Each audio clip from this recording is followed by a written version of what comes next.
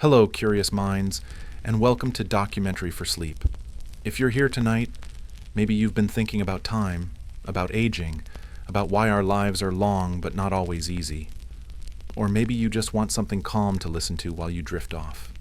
Whether you're lying in bed waiting for sleep, playing this softly while cooking or showering, or letting it accompany you through a late-night shift, this is your moment to slow down. Tonight's story is not about fantasy, but about the biology of aging, why humans live far longer than most animals, yet so often carry pain and decline into old age. This is soft science, grounded in evolution, biology, and anthropology, not wild speculation. We don't have every answer, but we do have the clues, the cells, the DNA, the bones, and the questions. And if you happen to fall asleep in the middle, that's perfectly fine. I've left timestamps below so you can return tomorrow, because this story is worth hearing in full. If you enjoy this kind of quiet, long-form exploration, science told softly, consider liking and subscribing. It helps us reach more curious sapiens like you. And if you'd like, share in the comments how you listen, whether in bed, at work, or somewhere far away in the quiet hours. And as always, stay curious, stay calm. The darkness was not empty. It was a living, breathing presence, a canvas of rustling leaves and distant, unseen calls. But within the circle of firelight, a different kind of life pulsed. The flames cast long, dancing shadows of a small band of early humans, their faces flickering in the orange glow. At the center sat an older woman, her hands moving as she spoke, her voice a low murmur against the vast silence of the night.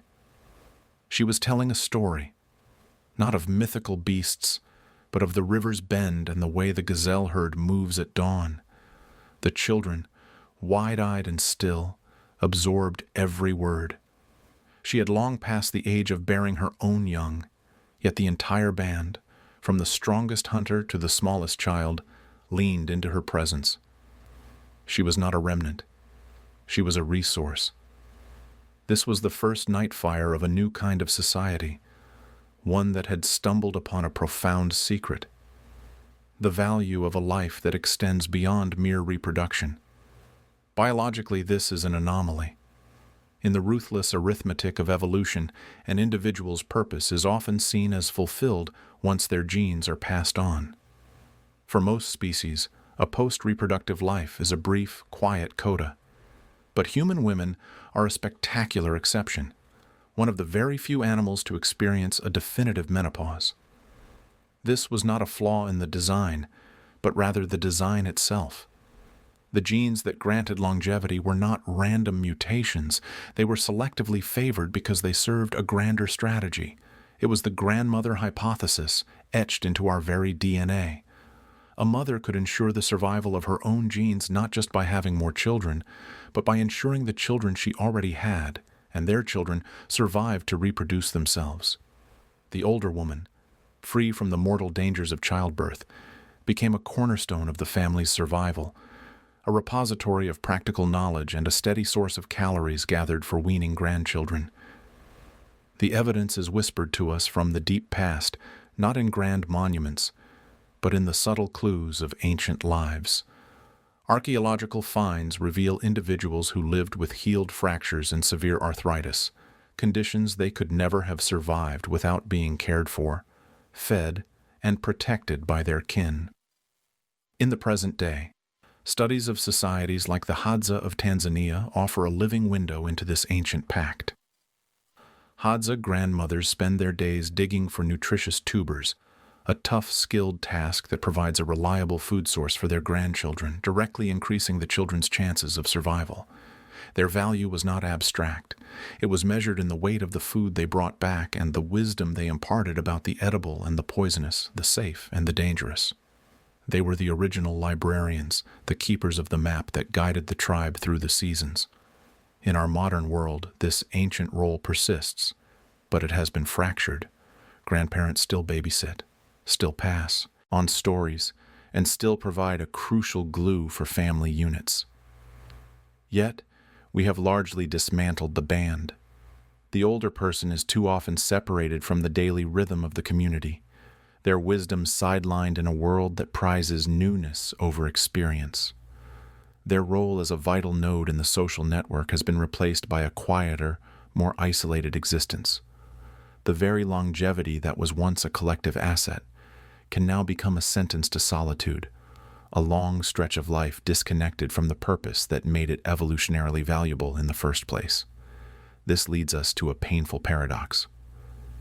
If living long was so advantageous, why does the body itself seem to rebel against the passage of time? Why does this extended lifespan so often arrive packaged with the slow, inexorable decay of bones, the fogging of memory, the weakening of the senses?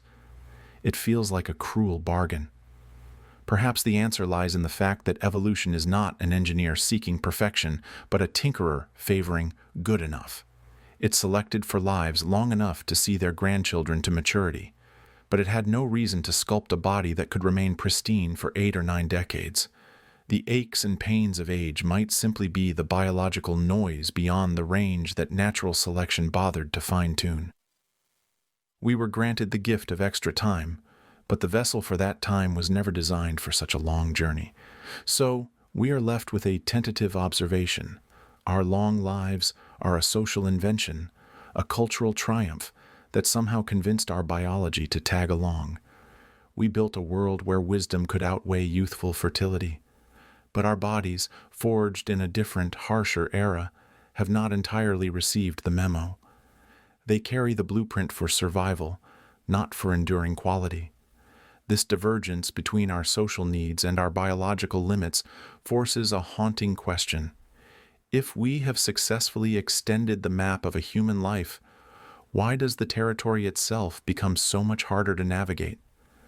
And what does it mean that the very thing that gave us an evolutionary edge, the caring, intergenerational bond, now seems to be the first thing to fray under the pressures of modern life, leaving longevity feeling less like a gift and more like a burden? Perhaps the next layer of this mystery lies not in the body's decline, but in the mind's enduring need for purpose. If a long life was evolution's reward for being useful, what happens to the human spirit when that usefulness is no longer clear? When a bowhead whale grows old, she does not fade into the background of the pod. Instead, she ascends, becoming a living library of the Arctic seas. She remembers the location of distant, fertile feeding grounds, the paths of migrating plankton blooms that she has followed for over a century. Her long life, extending far beyond her reproductive years, is not a biological error, but a strategic advantage for her entire family. In a similar yet profoundly different way, human females follow this rare path. But our divergence is stark. We have traded the vast, cold ocean for the intricate, warm web of culture. The human grandmother does not lead a pod through physical seas, but through the turbulent waters of social life, her mind a reservoir of recipes for survival, reconciliation, and storytelling. Why, in the grand theater of evolution, are we and a handful of cetaceans the only species to have kept our old mothers in the cast long after the central act of reproduction has concluded? This is not a flaw in the script. Biologically, the phenomenon of a long post-reproductive life is an evolutionary puzzle. For most species, the end of fertility coincides neatly with the end of life. The body's purpose, from a coldly genetic perspective, is fulfilled. Yet in humans and a few whale species like pilot whales and orcas, the females persist for decades. This is the grandmother hypothesis, a theory suggesting that these elder females provide a survival boost so significant to their grandchildren that it outweighs the cost of their own continued existence. They are not competing for resources, but investing in the success of their genetic lineage indirectly. They gather food, offer protection, and share wisdom, allowing their daughters to have more children closer together. Their value shifts from direct production to strategic support, a quiet but powerful form of ensuring that their genes sail into the future on more than one ship. This role is not a modern invention. The archaeological record offers silent, powerful testimony. In a Neanderthal grave in Shanidar Cave, the remains of an old man show signs of severe disability, a withered arm, blindness in one eye, and a crippling leg injury. He could not have hunted or defended himself. Yet his bones reveal that he lived for years after these injuries, cared for by his group. He was kept alive, not out of mere sentiment, but likely because he possessed something else. Knowledge. He knew the migratory patterns of animals, the properties of healing plants, the stories that bound the clan together. Similarly, the skeletons of ancient Homo sapiens show elders with healed fractures and toothless jaws, evidence of a community that chewed food for them and tended their wounds. These individuals were the original librarians, the keepers of hard-won truths that meant the difference between starvation and feast. In the modern world, this ancient template persists, though it often flickers against the winds of change. In multi-generational households, the grandmother remains a cornerstone. She is the repository of family history, the mediator in disputes, the keeper of culinary secrets and lullabies. Her presence can lower childhood mortality and ease the burden on working parents, an echo of her evolutionary role. Yet, the nuclear family model, with its isolated units and relentless focus on productivity, has eroded this structure. The grandmother's wisdom is sometimes seen as antiquated, her contributions less tangible than a paycheck. Her role, once central to survival, risks being relegated to the sentimental periphery. Has our societal evolution, in its drive for efficiency, accidentally discarded a tool that was key to our biological success? But this narrative of utility raises a troubling paradoxical question. If the survival of the post-reproductive female is so beneficial, why does her body so often become a vessel of decay? Why must the mind that holds the maps to survival be housed in a frame that grows frail? Evolution seems to have invested in the role but neglected the vessel. The very hormones that once nurtured new life now seem to turn against the body, leaching calcium from bones and thinning the skin. Is this physical decline the necessary, cruel cost of that redirected investment? Is the body, having served its primary genetic purpose, simply left to manage its own decline while the mind continues its cultural work? Perhaps the answer lies not in seeing the aging body as a forgotten relic, but as part of the same profound bargain.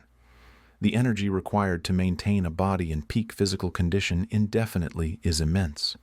By redirecting that energy, by allowing the body to gently decline, perhaps the species freed up resources for the next generation, while still capitalizing on the grandmother's accumulated knowledge.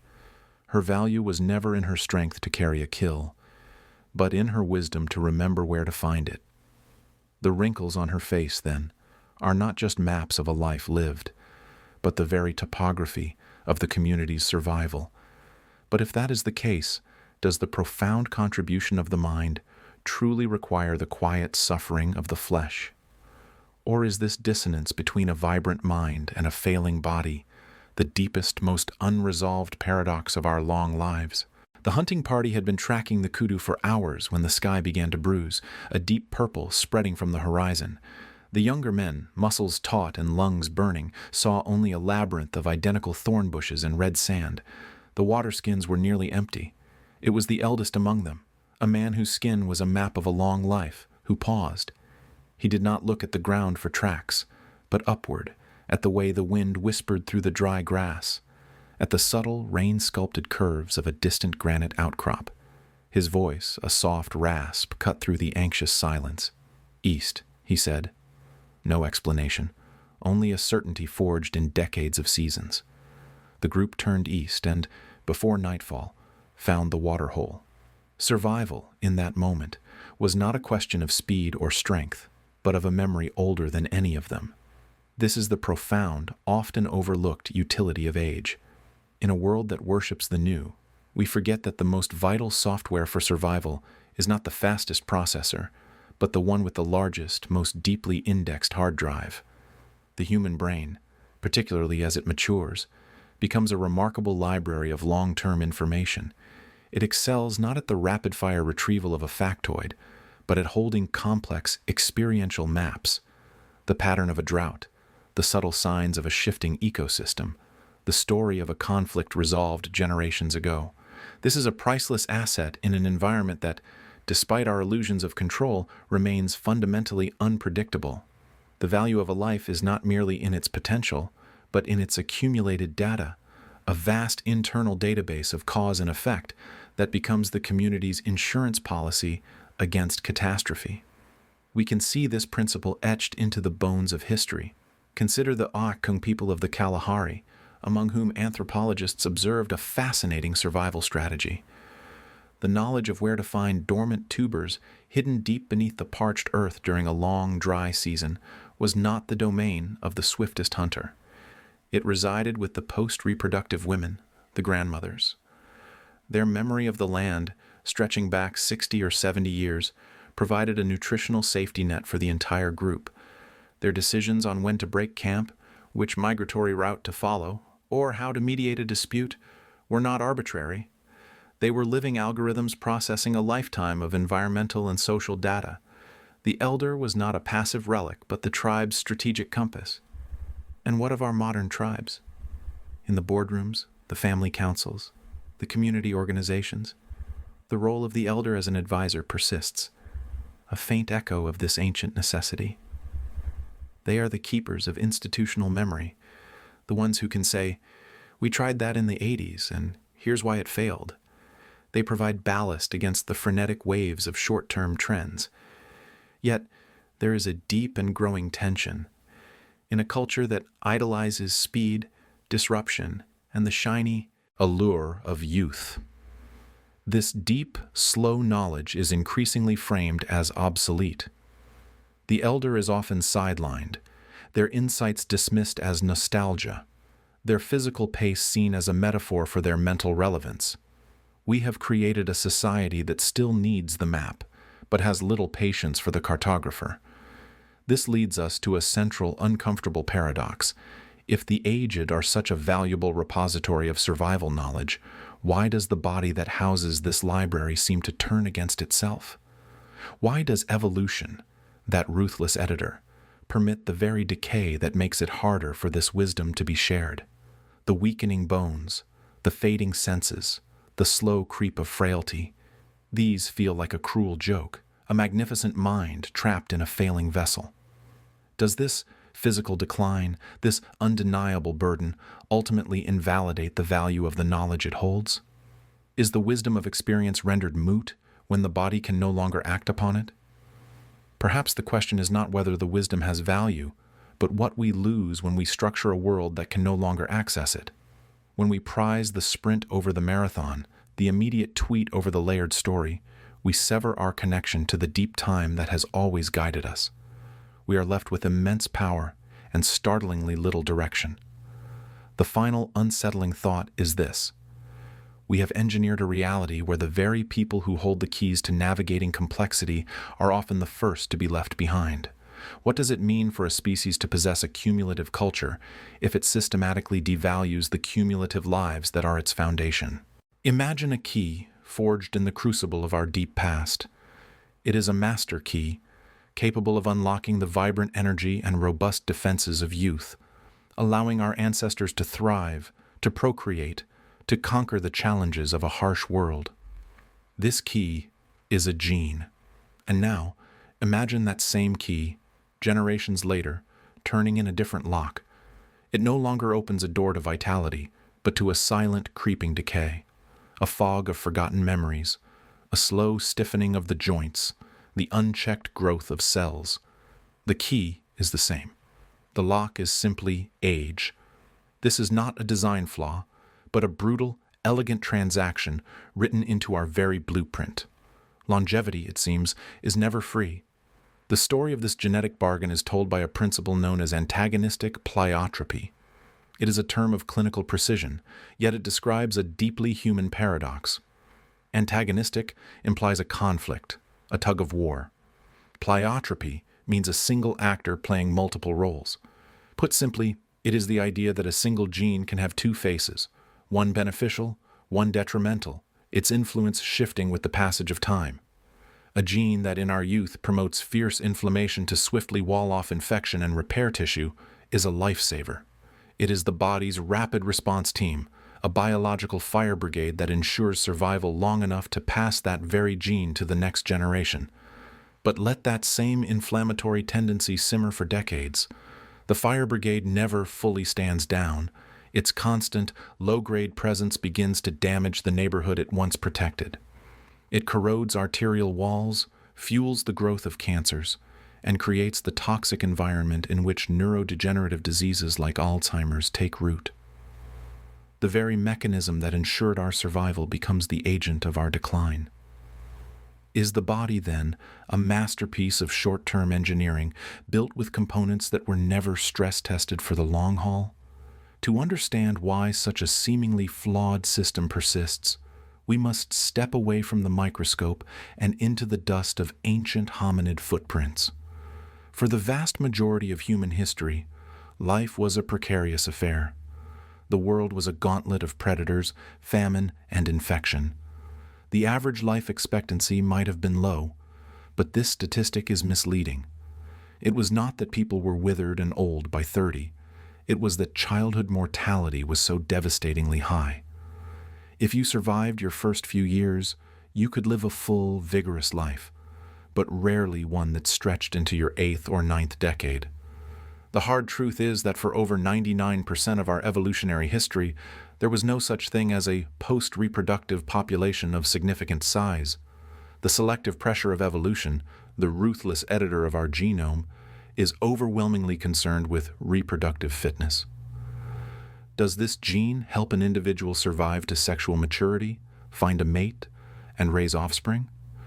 If the answer is yes, it is selected for, propagated, and cemented into our species. The detrimental effects that might manifest at 50 or 60 or 70 are evolutionarily invisible. They occur in a shadowland beyond the reach of natural selection's gaze.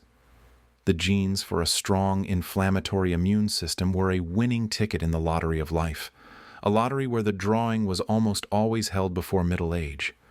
Could it be that our current ailments are the ghosts of ancestral advantages, echoing in a lifespan longer than evolution ever planned for? This sets the stage for our modern predicament, a grand, unplanned experiment in longevity. Through the marvels of sanitation, nutrition, and medicine, we have performed a miracle. We have collectively pushed open the gates to that evolutionary shadowland. We have ensured that the majority of us will live to see ages that were, for our ancestors, statistical anomalies. But in doing so, we have ushered our bodies into uncharted territory. We are living in a biological house that was designed for a much shorter tenancy. The plumbing, the wiring, the very foundations were built to last just long enough to see the next generation settled. Now we are asking these systems to function for decades beyond their warranty period. The same genetic programs that served us so well in our youth now run amok in the extended autumn of our lives. The inflammatory responses become chronic diseases. The cellular replication mechanisms, so precise in youth, accumulate errors leading to cancer. The very structure of our brains, resilient for 50 years, begins to succumb to the accumulated debris of a long life. We have achieved the extension of our chronological lifespan, but have we merely extended the period of decline? Are we enjoying more years of life, or simply more years of aging? This leads to a provocative, almost heretical thought. If evolution is the great sculptor shaping us for survival, why would it leave behind such ticking time bombs? The answer may be that, from evolution's perspective, they are not bombs at all. They are simply features that were never activated in the natural environment. The problem is not with the genes themselves, but with the new environment we have created, an environment of unprecedented longevity. We have, in a sense, out-evolved our own design. The question then shifts from, why do we have these bad genes, to, what do we do now that we have the time for their consequences to unfold? We have won the battle against early death, only to find ourselves facing a new war against the infirmities of age. We are the first generations to confront the full, unedited version of our genetic legacy with all its brilliant early chapters and its tragic, drawn-out final acts. So, we find ourselves in a peculiar negotiation, armed with biotechnology, but constrained by a blueprint we did not write. We have stretched the canvas of a human life, but the paint, our fundamental biology, is the same.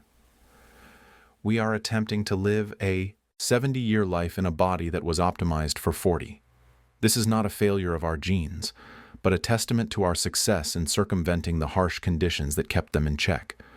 We have freed ourselves from the cradle of our evolutionary past, but in doing so, we have awakened the slumbering costs embedded within us. The bill for our youth has come due in our old age, and this raises a deeper, more unsettling question. If our genes hold us hostage to a past we have escaped, can we ever truly be at home in the future we have built? Perhaps the next layer of this story is not written in our DNA, but in the very architecture that allows us to walk upright into that future, an architecture that carries its own profound and painful trade-offs. What is the price of standing tall? A man straightens up, a slow, deliberate motion that seems to carry the weight of the day. He has just bent down to pick up a child's toy from the floor, and now his hand presses into the small of his back, a silent testament to a familiar ache. It is a universal gesture, a quiet punctuation in the narrative of a human life. Across the room, perhaps on a television screen, a chimpanzee swings with effortless grace from branch to branch, then drops to the ground and lopes away on all fours, its spine a perfectly horizontal bridge of strength. It will never know this particular human pain. This simple, mundane moment of discomfort is, in fact, an echo of a revolution that occurred millions of years ago, a revolution that came with a price tag we are still paying. The decision to stand up was perhaps the most consequential gamble in our evolutionary history. It was a biological declaration of independence from the forest floor, an act that freed our hands from the drudgery of locomotion. This liberation gifted us the world. Our hands, no longer required as front feet, became instruments of exquisite precision. They could grasp, fashion, throw, and caress. They could hold a tool, which in turn extended our reach and sharpened our wits. This new relationship with the world is thought to have ignited the explosive growth of our brains, setting us on the path to becoming the planet's dominant storytellers and architects. But this freedom was purchased on credit, with our spines as collateral. The magnificent S-curved column that allows us to stand tall is, from an engineering perspective, a compromise. The spine of our quadrupedal ancestors was a single, graceful arch, like a suspension bridge, perfectly designed to bear weight evenly when horizontal. To achieve bipedal balance, evolution had to bend this arch, introducing a lumbar curve that pushes our center of mass over our hips and feet. This elegant solution created critical points of vulnerability, especially in the lower back, where the vertebrae bear the concentrated stress of everything above them. The very structure that allows us to gaze at the stars also ensures that for many of us, simply tying our shoes can be a precarious endeavor. We can trace the origins of this trade-off in the silent testimony of fossils. Lucy, the famous Australopithecus afarensis who walked the earth over 3 million years ago, is a fossilized snapshot of this transition. Her bones tell a story of a creature caught between two worlds. Her pelvis is shorter and broader than that of an ape, a modification that provided the stability needed for upright walking. Her leg bones angle inward toward the knees, a configuration that helps maintain balance on 2 feet. But her skeleton also reveals the strains of this new posture. The base of her spine shows the beginnings of the characteristic curve, a structural innovation still in its infancy. Paleopathologists, those detectives of ancient ailments, find evidence in even older hominin fossils of degenerative joint disease and spinal issues, early warnings of a design flaw that would be inherited and amplified in their descendants. Lucy could walk upright, but did she, in her older age, feel the ghost of an ache that would one day become a human birthright? Her bones suggest that the path to nobility was paved with discomfort. This ancient legacy is compounded by the peculiarities of our modern world. Today, lower back pain is a near-universal human experience, affecting more than 80% of adults at some point in their lives. We have built a civilization that, paradoxically, exacerbates the weaknesses of our evolutionary inheritance. We sit, on chairs, in cars, at desks, for hours on end. This sedentary lifestyle weakens the very core muscles that evolution designed to act as a natural corset, supporting our precarious spinal column. Escalators and elevators spare us the effort of climbing, further allowing these supportive muscles to atrophy. So, we walk through a world of concrete, our feet cushioned by shoes that alter our natural gait, all while our spines, a masterpiece of adaptive compromise, bear the accumulated burden of our upright ambition and our modern inertia. The ache in the man's back is not just a personal complaint, it is a conversation between his biology and his culture, a dialogue millions of years in the making.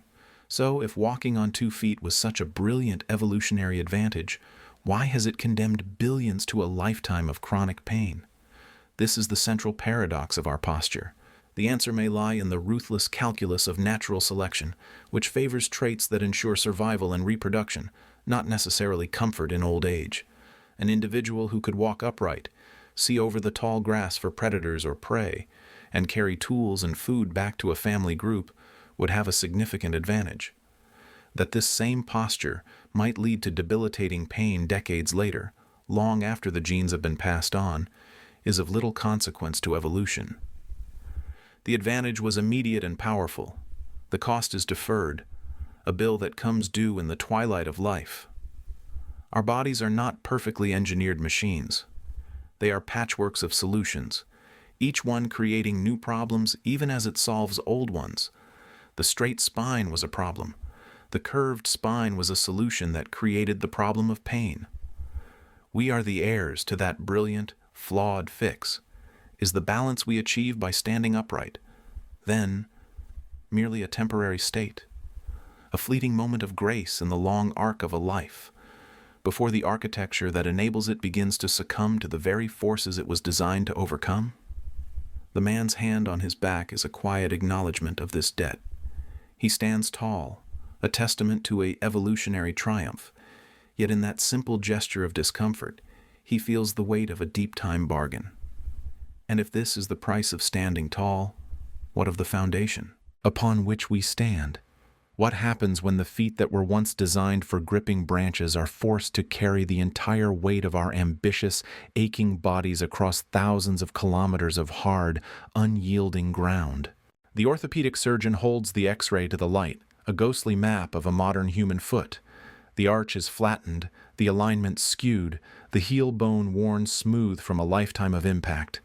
It is a structure complaining under a burden it was never fully designed to bear. To understand this chronic ache, this silent protest with every step, we must look not forward to better insoles, but backward, deep into the canopy of a vanished world. For this foot, with its intricate lattice of 26 small bones, was once an instrument for grasping. It was shaped by the rough bark of trees, designed to curl and cling, to provide a secure perch high above the ground. The story of how this grasping hand became a platform for endurance walking is one of evolution's most profound and painful compromises. Imagine the world of our distant ancestors, the arboreal apes. Their feet were a second pair of hands, flexible and sensitive, with an opposable big toe that could lock around a branch with the certainty of a vice. This was a life of three-dimensional movement, a ballet in the trees where the primary threat was a fall, and the primary skill was a secure grip. The foot was a cradle, a point of contact and safety. Then the world changed. Forests retreated, giving way to vast, open savannas. The cradle of the branches was exchanged for the hard, unyielding ground. Survival now depended on covering distance, to follow migrating herds, to scavenge for carcasses before competitors, to reach new sources of water. In this new horizontal world, the foot had to become something else entirely.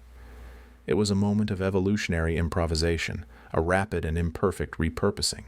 The flexible grasping tool was forced to become a rigid lever, a shock absorber capable of propelling a body forward for miles each day.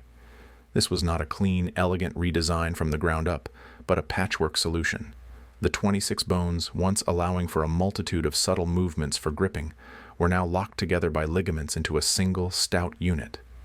The arch, that graceful curve, emerged as a masterstroke of engineering, a spring that stores energy with each step and releases it to propel the next, a natural suspension system. But this new design was a trade-off. The very flexibility that made it a superb climbing tool was sacrificed for the rigidity needed for efficient walking. Was this new foot, then, a perfected instrument for a new world, or merely a temporary adaptation, a clever but flawed fix? The evidence is preserved in volcanic ash, a snapshot from 3.6 million years ago. At Latoli in modern-day Tanzania, a light rain fell on fresh ash from a nearby volcano. Across this damp, gray canvas, two of our Australopithecine ancestors walked, their feet leaving impressions that would harden like concrete, waiting to be unearthed millennia later. These footprints are hauntingly familiar.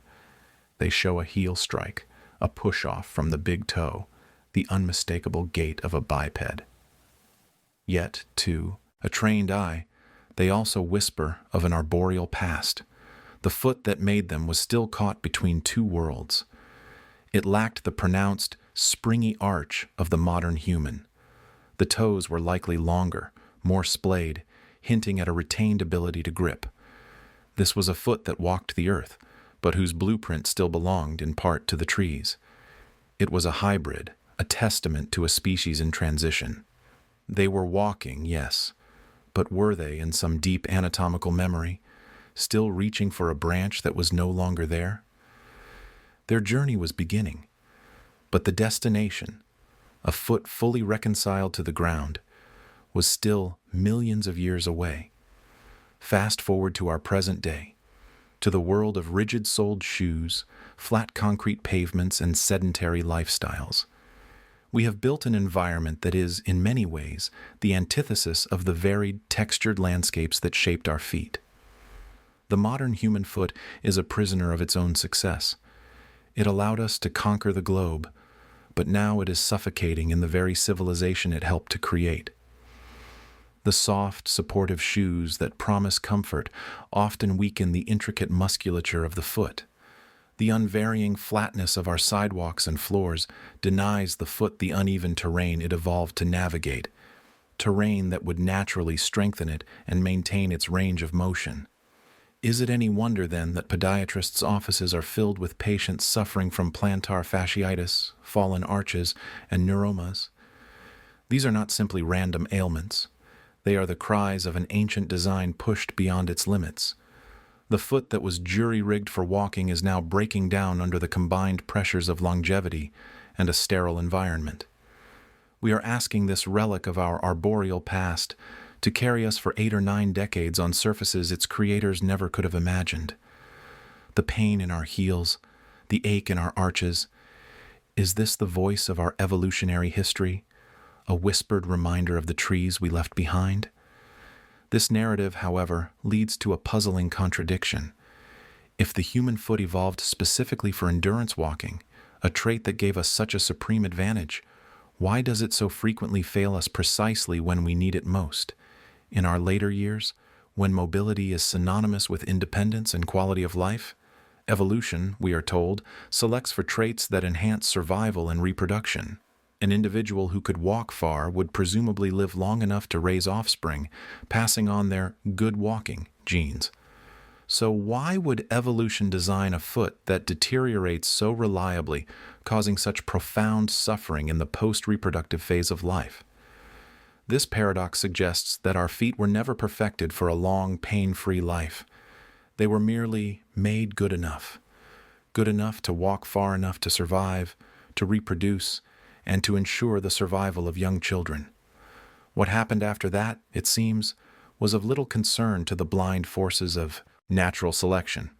The aches and pains of an aging foot were evolutionarily invisible. They were the price to be paid for the incredible advantage of bipedalism itself. But this leads us to a deeper, more unsettling question. Is the suffering of the aging foot merely an unselected byproduct, an accidental flaw in an otherwise brilliant design? Or could its decline be part of a larger, more mysterious pattern? The foot's breakdown is just one manifestation of a universal process, aging itself. The body, once a peak of resilience and function, gradually loses its coherence. Cells make more mistakes, tissues stiffen, and systems falter.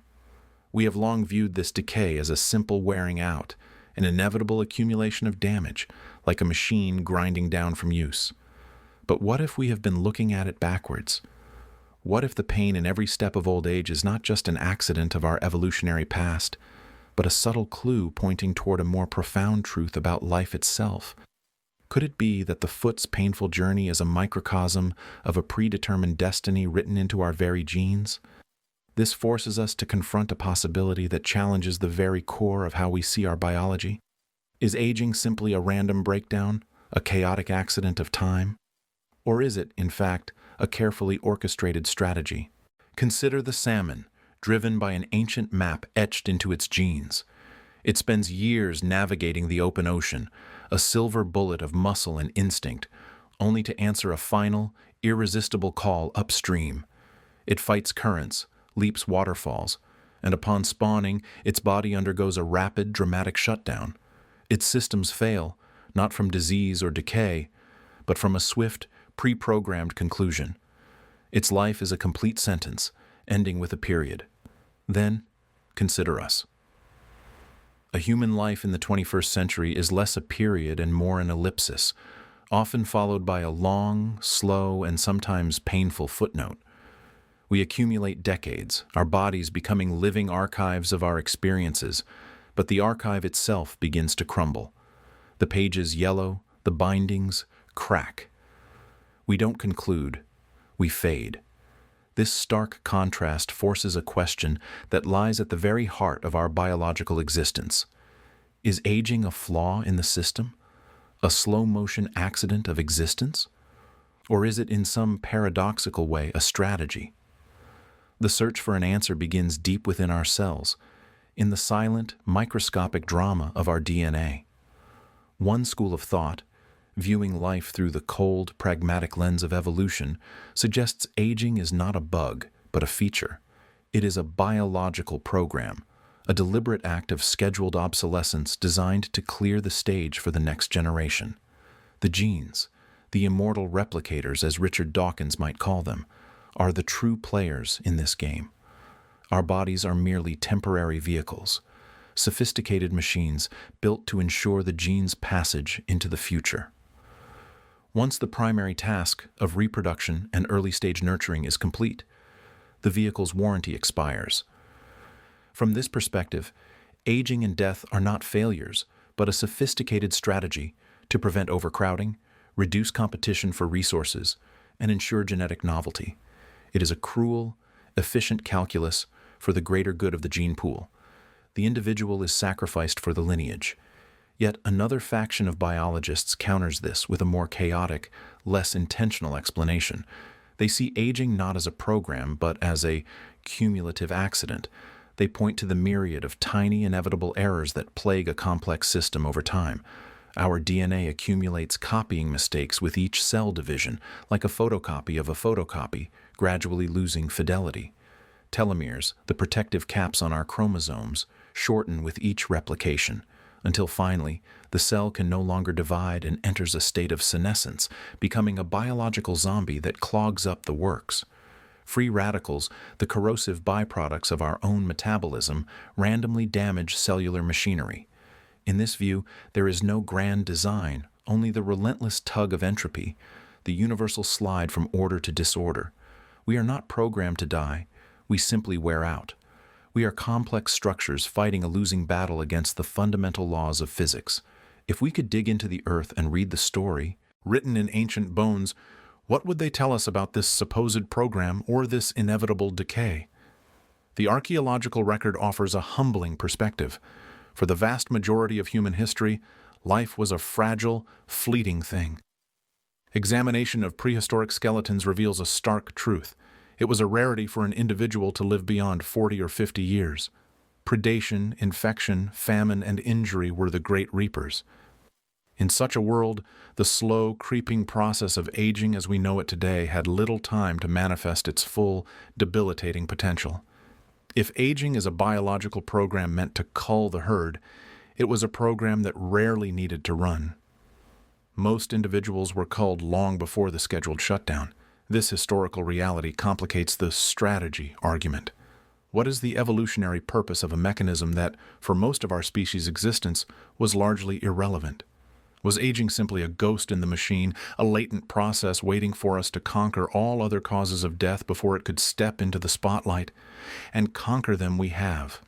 Modern society represents a grand, unintended experiment, a rebellion against our biological and historical constraints. Through medicine, technology, and sanitation, we have effectively escaped evolution's plan. We have pushed the average human lifespan to lengths unprecedented in our history. We have fixed the broken parts, fought off the infections, and secured our food supply.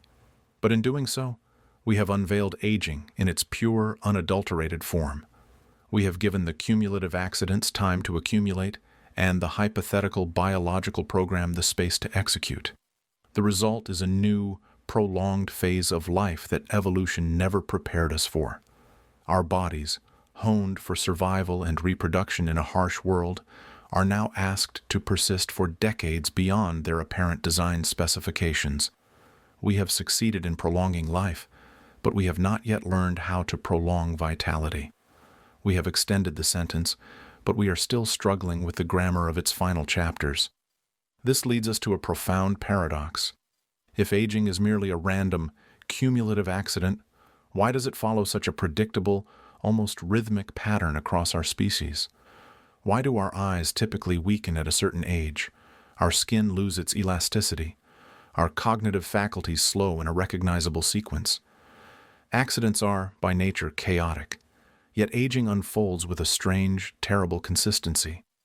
Conversely, if it is a deliberate, biological strategy, who exactly is the beneficiary?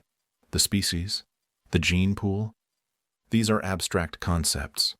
The individual, the conscious self that experiences the pain and loss of aging, certainly does not benefit. Is nature truly this ruthless, this indifferent to the suffering of the sentient beings it creates?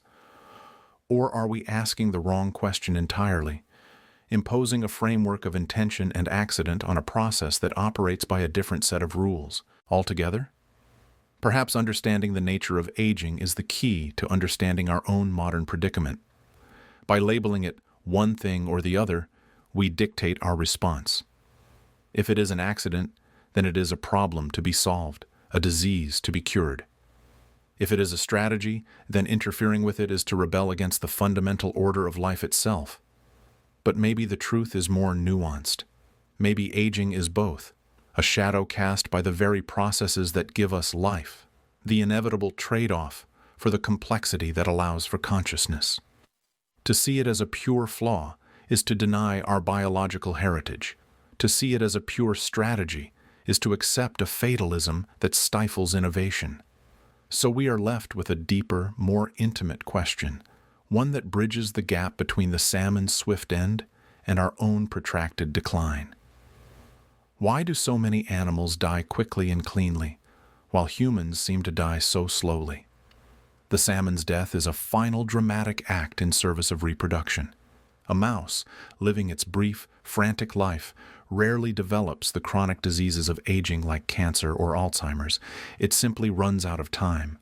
Its metabolism is a roaring fire that consumes its fuel rapidly and completely. But humans, we bank our fires. We are built for endurance, for long-term investment. Our childhoods are long. Our brains require decades to mature. Our social structures are complex. This strategy of slow living, of K-selection in ecological terms, has been spectacularly successful. But it comes with a cost. The very systems that allow for this extended development and longevity, our intricate cellular repair mechanisms, our sophisticated immune systems, are not built to last forever. They, too, are subject to the cumulative accidents. We are not designed to fail quickly, but to persist for as long as necessary to ensure the success of our offspring. After that, the maintenance budget is cut. The slow fading may not be a programmed death, but rather the gradual cessation of repair. Is our protracted decline, then, the price we pay for our consciousness, for our cultures, for the stories we pass down that outlive even our own slowly failing bodies. The salmon dies in a rush of purpose, its entire life leading to a single, definitive moment. We live on, accumulating not just cellular errors, but also memories, wisdom, and love. Our rotting is accompanied by a richness of experience that the salmon will never know. So, are we living against our biology by extending our lives into this frail territory? Or is this slow unraveling, with all its pain and beauty, an inseparable part of the human strategy, the final quiet chapter in a long, long story? If our bodies are indeed vehicles for our genes, what does it mean when the vehicle gains a will of its own, a desire to keep driving long after the primary passenger has been delivered? A young stag, its coat still thick and muscles coiled with the vigor of a recent summer, stumbles. A misstep on a rocky outcrop, a sharp crack, and the spark of life is extinguished in an instant. Its body, a perfect machine moments before, becomes simply part of the landscape, reclaimed by the earth, with a swift and silent efficiency. Elsewhere, in a room smelling of antiseptic and softened food, an old man watches the slow crawl of sunlight across a wall. His body, which has carried him for 9 decades, is now a territory of betrayals. A heart that flutters like a trapped bird, joints that grind like stones, memories that slip through his fingers like smoke. One death is a clean, sharp break, the other, a long and gradual unraveling. Why does the animal kingdom so often exit with a final, decisive curtain fall, while humanity is frequently consigned to a slow, lingering third act? Is this protracted farewell a medical triumph or a biological anomaly? The answer begins not in the hospital ward, but in the deep, silent code of life itself. For most creatures, existence is governed by a brutal and elegant economy of energy. Every calorie consumed is an investment, and the ultimate dividend is the successful propagation of genes into the next generation.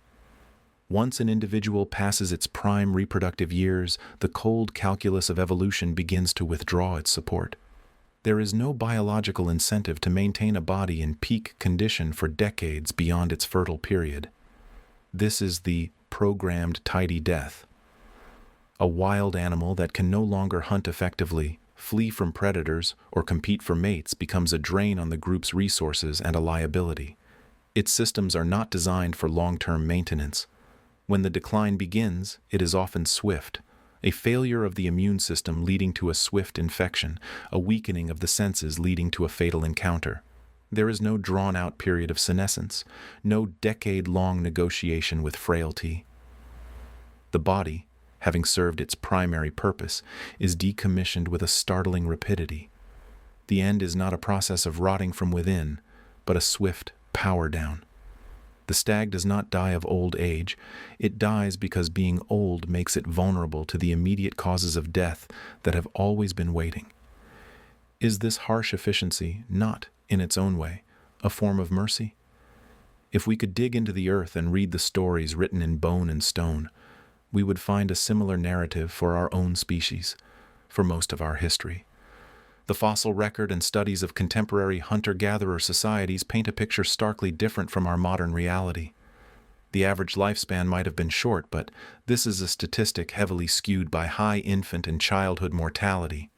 For those who survived the perils of youth, a robust middle age was possible, but very, very few reached what we now consider old age. A 40-year-old in a Paleolithic band was likely an elder, their body weathered, but not necessarily systematically broken down by chronic disease. They died from the external world, an infected wound, a broken bone, a predator, or starvation. They did not live long enough for their cells to accumulate the multitude of errors that lead to cancers, for their arteries to slowly silt up with plaque over 70 years, or for the intricate proteins in their brains to misfold into the tangles of Alzheimer's. Their bodies were like tools used until they broke, not machines left idling until every component rusted simultaneously. The concept of spending 20 years in a state of progressive physical and cognitive decline was a statistical improbability. Did the very structure of their lives, filled with immediate physical demands, simply preempt the slow internal decay that defines modern aging. This leads us to the paradox of our present age. Our greatest triumph, the extension of the human lifespan, has created a new, unfamiliar landscape of dying. Through sanitation, nutrition, vaccination, and advanced medicine, we have successfully pushed back the external causes of death that claimed our ancestors. We have repaired the acute failures, defeated the infections, and staved off the immediate crises. But in doing so, we have ushered our bodies into a foreign territory, a biological frontier they were never designed to inhabit. We have saved the patient from the lion at the cave mouth, only to leave them to face the slow, creeping erosion from within. The immune system, once a fierce and agile defender, grows weary and confused, attacking the body it should protect. Joints, engineered for a few decades of rugged use, wear thin after 8. The brain, a universe of connections, begins to dim, its constellations of memory and personality flickering out one by one. Death no longer arrives as a hunter's arrow. It settles in like a tenant, taking up space room by room, over years. We have exchanged a sudden, dramatic finale for a long, slow epilogue. If the goal of life is to live, then what is the nature of an existence where the final chapter is defined by a gradual loss of that very capacity? This presents a troubling counterpoint. If living long is an achievement, why does the final stage of this elongated life so often resemble a protracted process of living decay?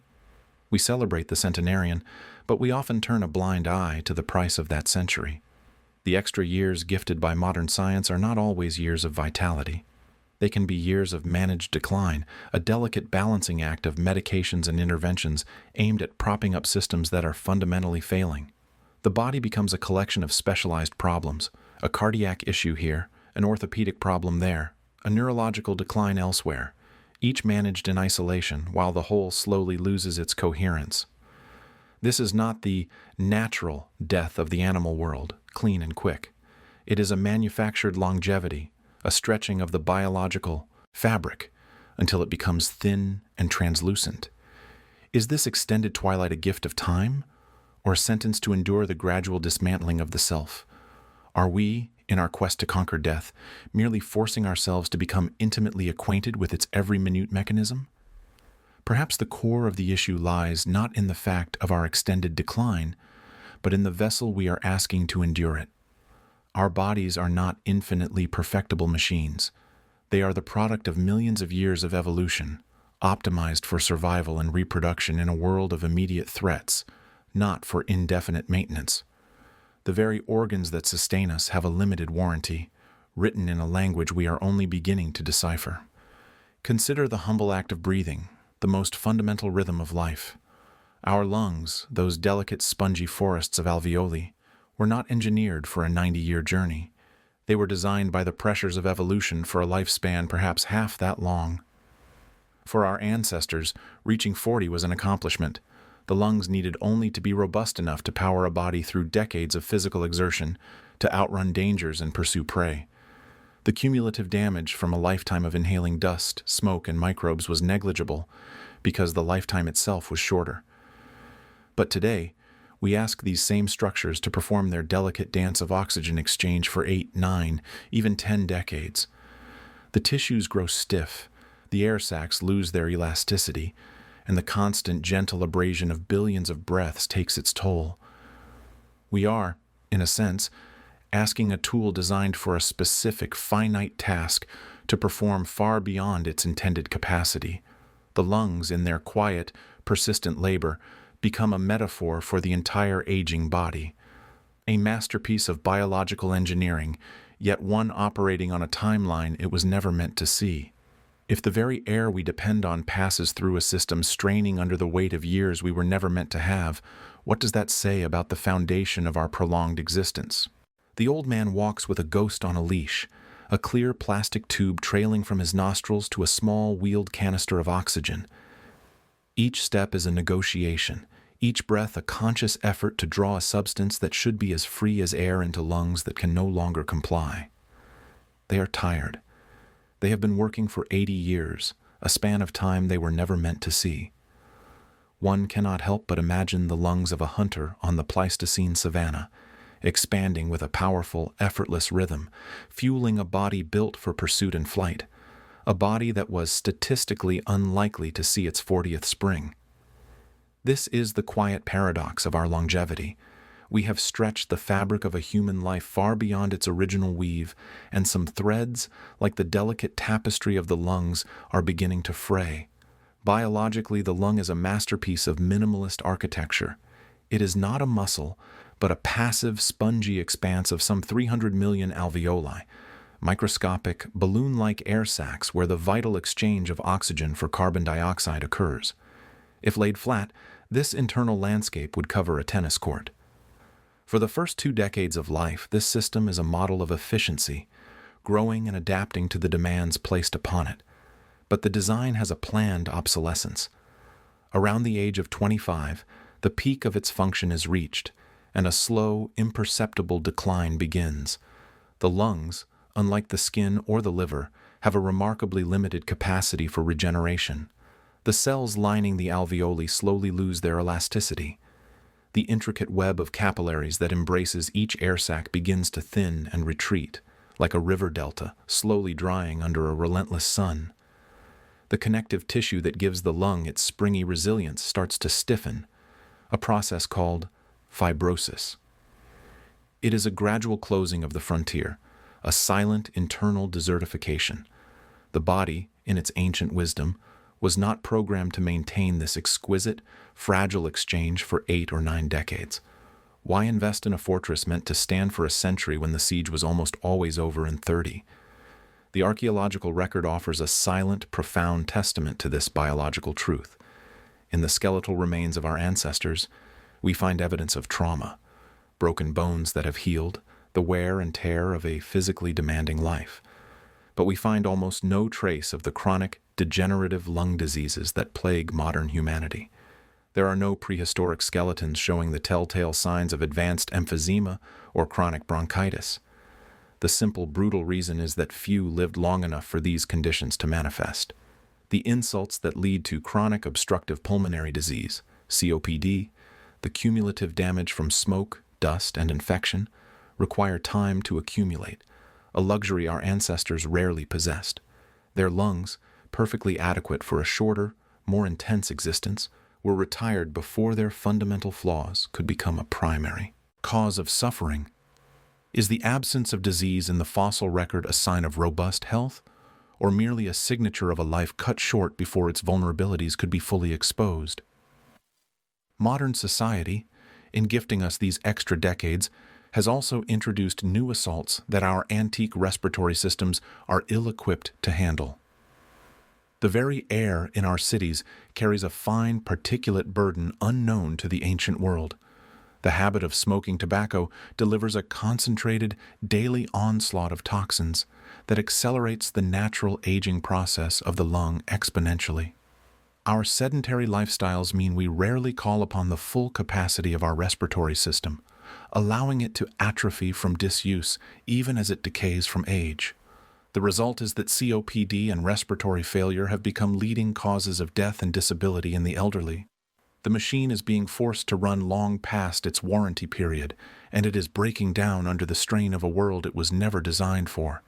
We have, in a sense, saved ourselves from the lion's jaw, only to be slowly, quietly suffocated by the air we fought so hard to breathe. This presents a puzzling contradiction. If humans are the ultimate adapters, the species that has conquered every biome on Earth through ingenuity and resilience, why would one of our most vital organs possess such a seemingly profound design flaw? Why would evolution, that ruthless editor, leave us with a lung that fails so predictably if there was any selective pressure to improve it? The answer may lie in the harsh mathematics of natural selection. Evolutionary pressures are strongest on the young, on those who are reproducing and raising offspring. A genetic mutation that strengthened the lungs for a century would offer no advantage if most individuals were dying from infection, injury, or predation by age 35. There was simply no evolutionary incentive to build a lung for a century. The genes that built our bodies were playing a different game, for different stakes, in a world where old age was a statistical anomaly, not an expectation. Our longevity, then, is not a testament to a flawless biological design, but a stunning victory over it, a victory that forces us to live with the consequences of a body shaped by a different time.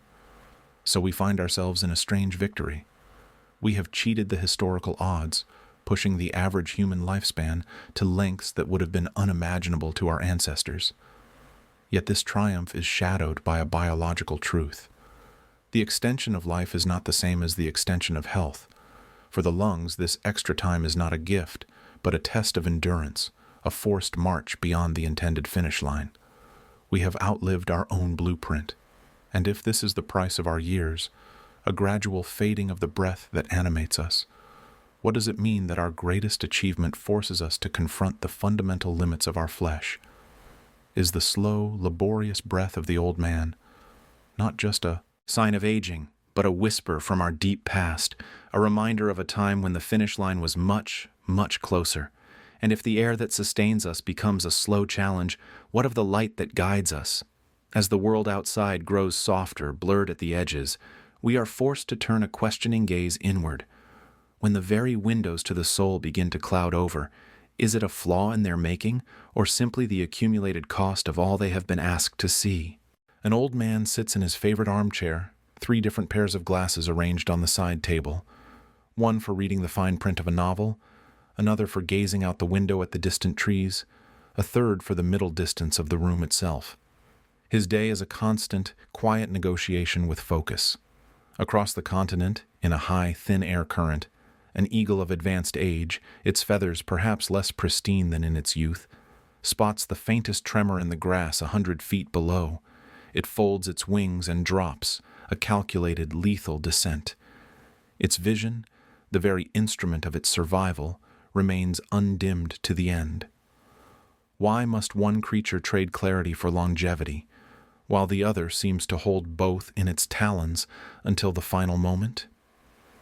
Is this a flaw in our design, a random error in the blueprint, or is it the subtle accumulating price of the extra time we are granted? The story of our fading sight begins not in the optometrist's chair, but deep within the unyielding physics of the eye itself. The lens, that remarkable, crystalline structure, is a masterpiece of biological engineering. In youth, it is soft and pliable, its shape effortlessly altered by a tiny muscle, allowing it to bend light from both near and far objects into perfect focus on the retina. But this lens is a closed system. The cells that form it are encased from birth, never shed, never replaced. With each passing year, with each squint at the sun and each adjustment to darkness, these cells compact. They lay down new fibers, slowly and inexorably, like the growth rings of a tree. The lens thickens, and in doing so, it loses its youthful elasticity. The muscle still pulls, but the lens refuses to budge as it once did. This is presbyopia, the old eye, an almost universal fate that begins its subtle theft around the age of 40. It is not a disease, but a simple consequence of material persistence. The very stuff we are made of has a memory, and its recollection of flexibility fades. Meanwhile, at the back of the eye, the retina, a delicate tapestry of photoreceptor cells, is equally fragile.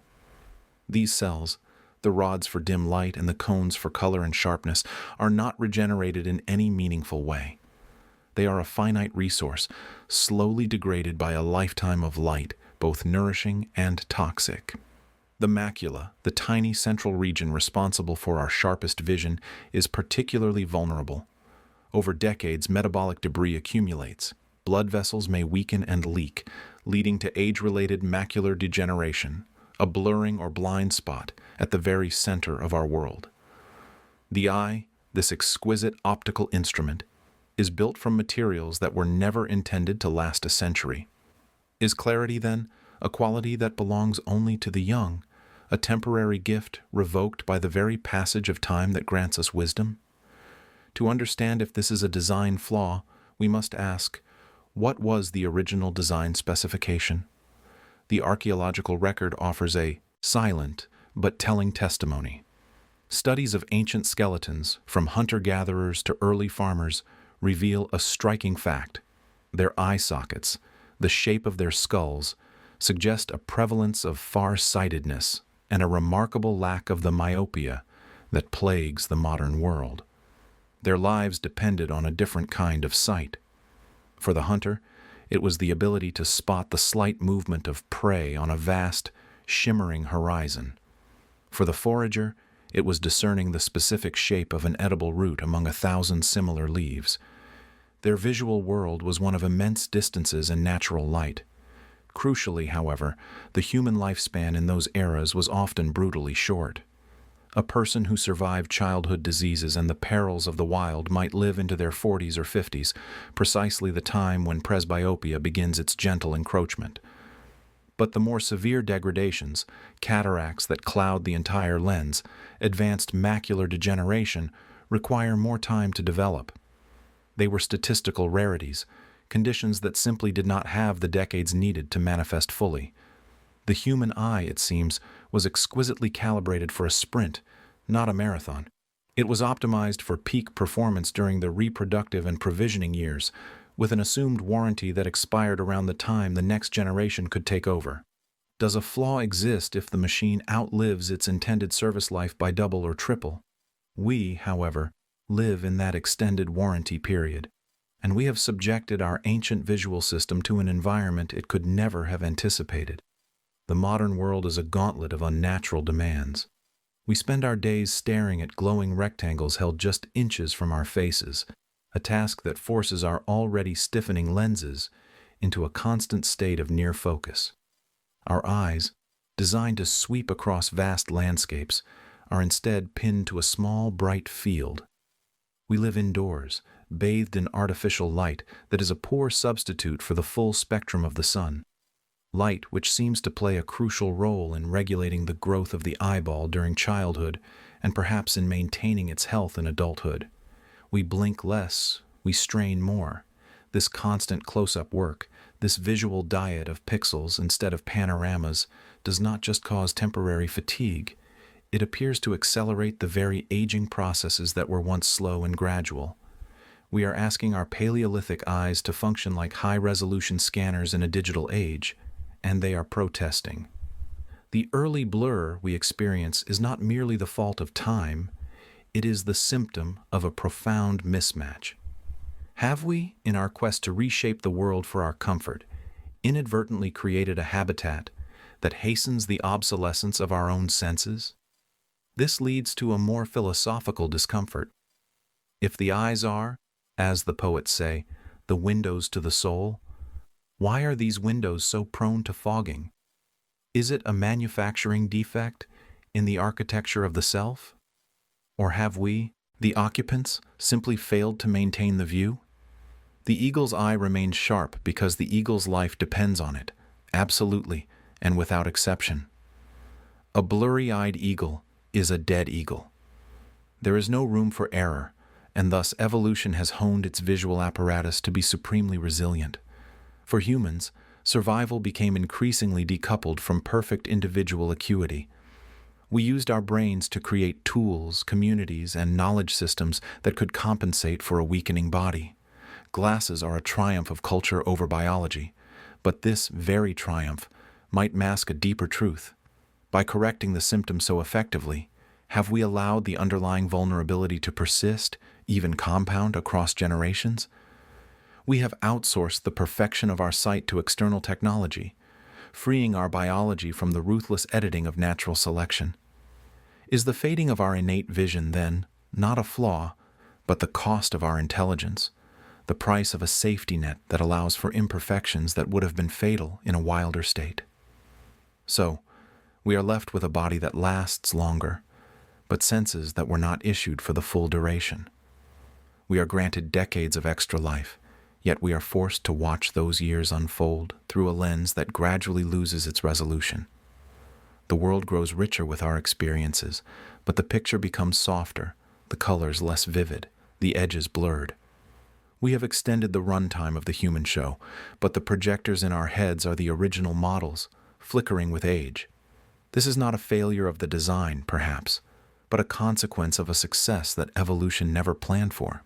We have pushed past the biological expiry date and are now living on borrowed time. Ganguan Shangju Fuzhao Lishi. We look out at a world that is aging along with us. But are we truly seeing it, or are we viewing it through an instrument that belongs to a different, shorter timeline? And if our vision is merely the first sense to whisper this truth, what does it mean for the rest of the body as medicine continues to push the boundaries of existence ever further? We have learned to cheat death with pills and procedures, but what happens when the body itself cannot keep up with the astonishing fact of its own prolonged presence? The hum of the machine is a constant companion, a low, rhythmic breath that has replaced her own. It measures out the hours in soft, mechanical sighs.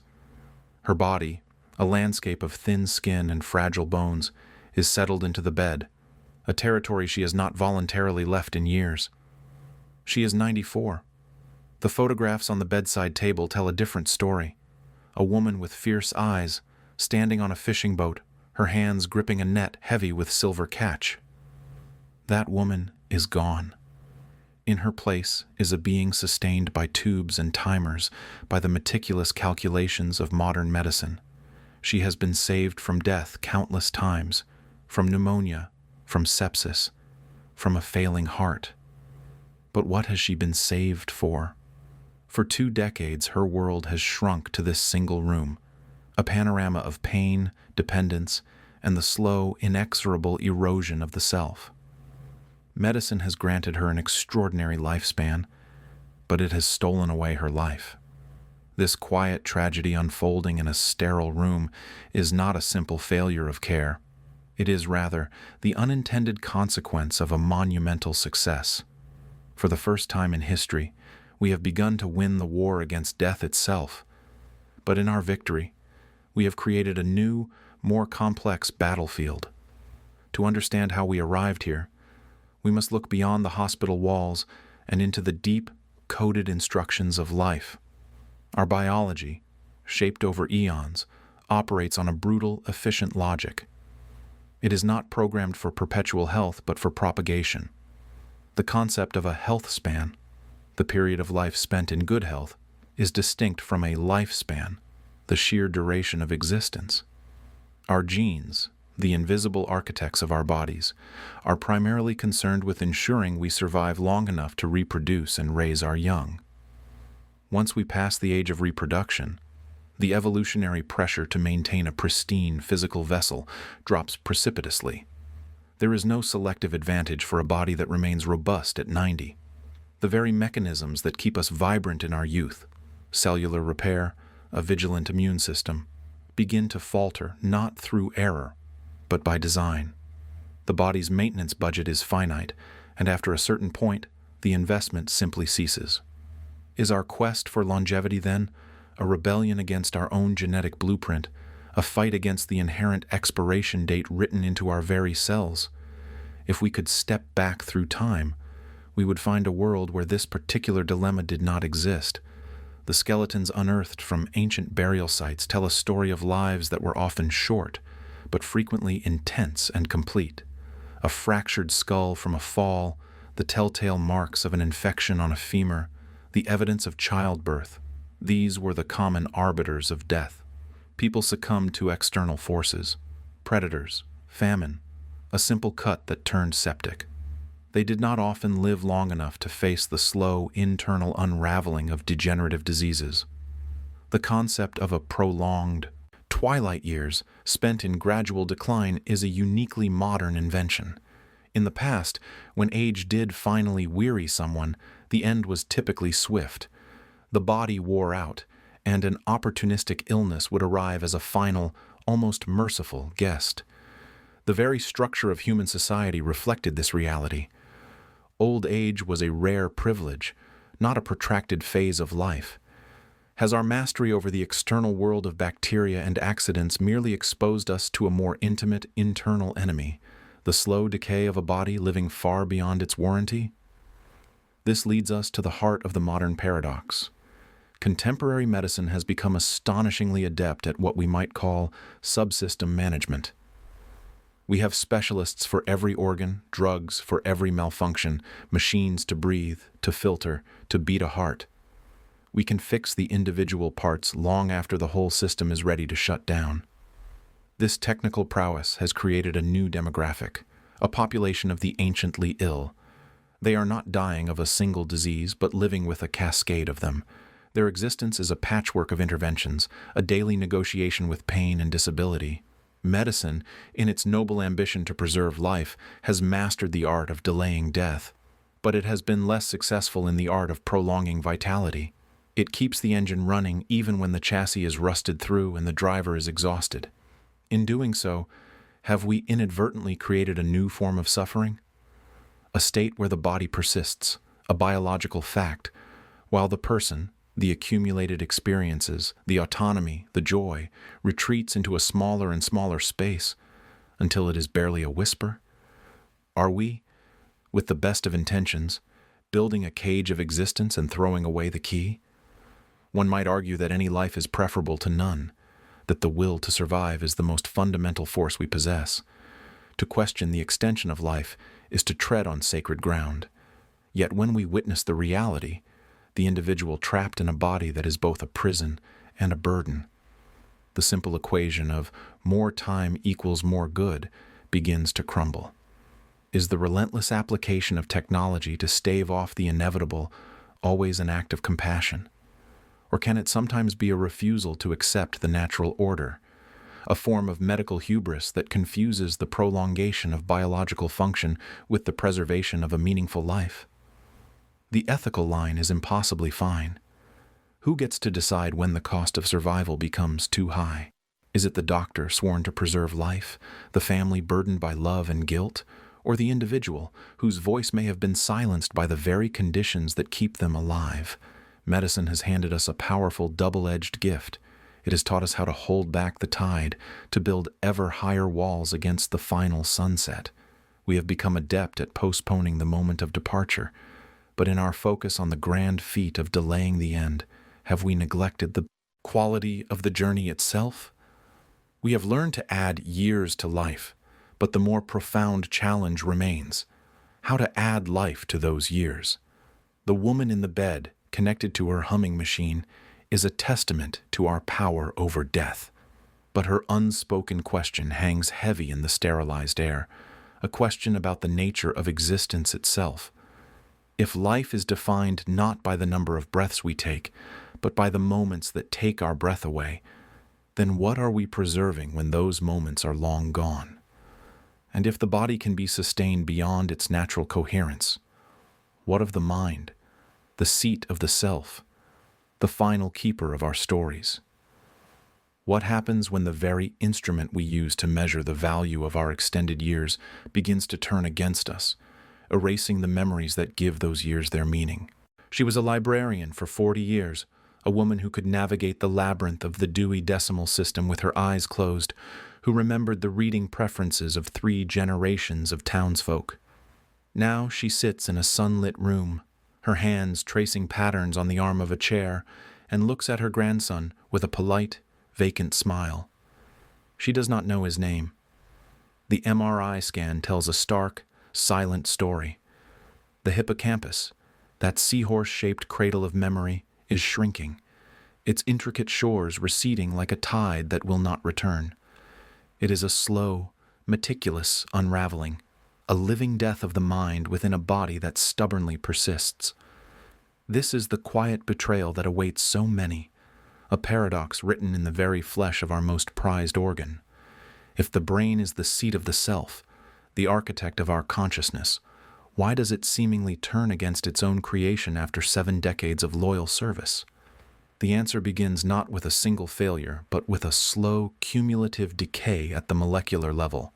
Alzheimer's disease and other neurodegenerative disorders are not mere accidents of fate. They are the inevitable consequence of a system built without a long-term maintenance plan. Imagine the brain as a city of unimaginable complexity, with 86 billion citizens, the neurons, constantly communicating through intricate pathways. For decades, this metropolis hums with electric vitality, but over time, waste products accumulate. Proteins like beta-amyloid, which may have played useful but still debated roles in younger years, begin to clump together in the spaces between cells, forming hard, insoluble plaques that disrupt communication. Inside the neurons themselves, another protein called tau, which normally helps stabilize the internal transport system, collapses into tangled knots. The city's streets become blocked, its supply lines severed. Synapses, the vibrant connections that form the physical basis of every memory and thought, flicker and die. This is not a sudden catastrophe, but a gradual dimming, a forgetting of how to be a brain. The very mechanisms that allow for such breathtaking plasticity and learning in youth lack the instructions for indefinite upkeep. The system is designed for brilliance, not for eternity. Is the accumulation of these pathological proteins a cause of the decay, or merely the scar tissue left by a deeper, more fundamental process of erosion? To understand why evolution would permit such a flaw in its masterpiece, we must become archaeologists of the human lifespan. For the overwhelming majority of our history, life was brutally short. The hunter-gatherer, our ancestor for whom our biology was primarily shaped, faced predators, infection, and famine. The average life expectancy might have been 30 or 40 years. Surviving to 70 was a rare triumph. In such a world, genes that predispose an individual to cognitive decline in their 8th decade would never be felt by the cold hand of natural selection. These genetic traitors, variations that might increase the risk for Alzheimer's, lay dormant, hidden in the code, because the environment rarely provided a stage for their detrimental effects to play out. Evolution selects for reproductive fitness, for survival long enough to raise offspring to independence. It is ruthlessly pragmatic, not aspirational. It had no reason to craft a brain that remains pristine for a century because, for most of our existence, a century was an unimaginable horizon. The very longevity we now strive for is a journey into uncharted biological territory, a place our genes never planned to visit. Does our extended lifespan, then, represent a triumph over nature, or have we simply outlived the warranty on our own design? Our modern world has not only granted us these extra decades, but has also reshaped the very soil in which these dormant seeds of decline can sprout. We have traded the acute physical threats of the savanna for the chronic, insidious stresses of the digital age. Social isolation, once a death sentence for a social species, is now a common feature of elderly life, and loneliness has been shown to be a potent risk factor for cognitive decline. The brain, an organ built for challenge and novelty, often faces a retirement of routine and understimulation.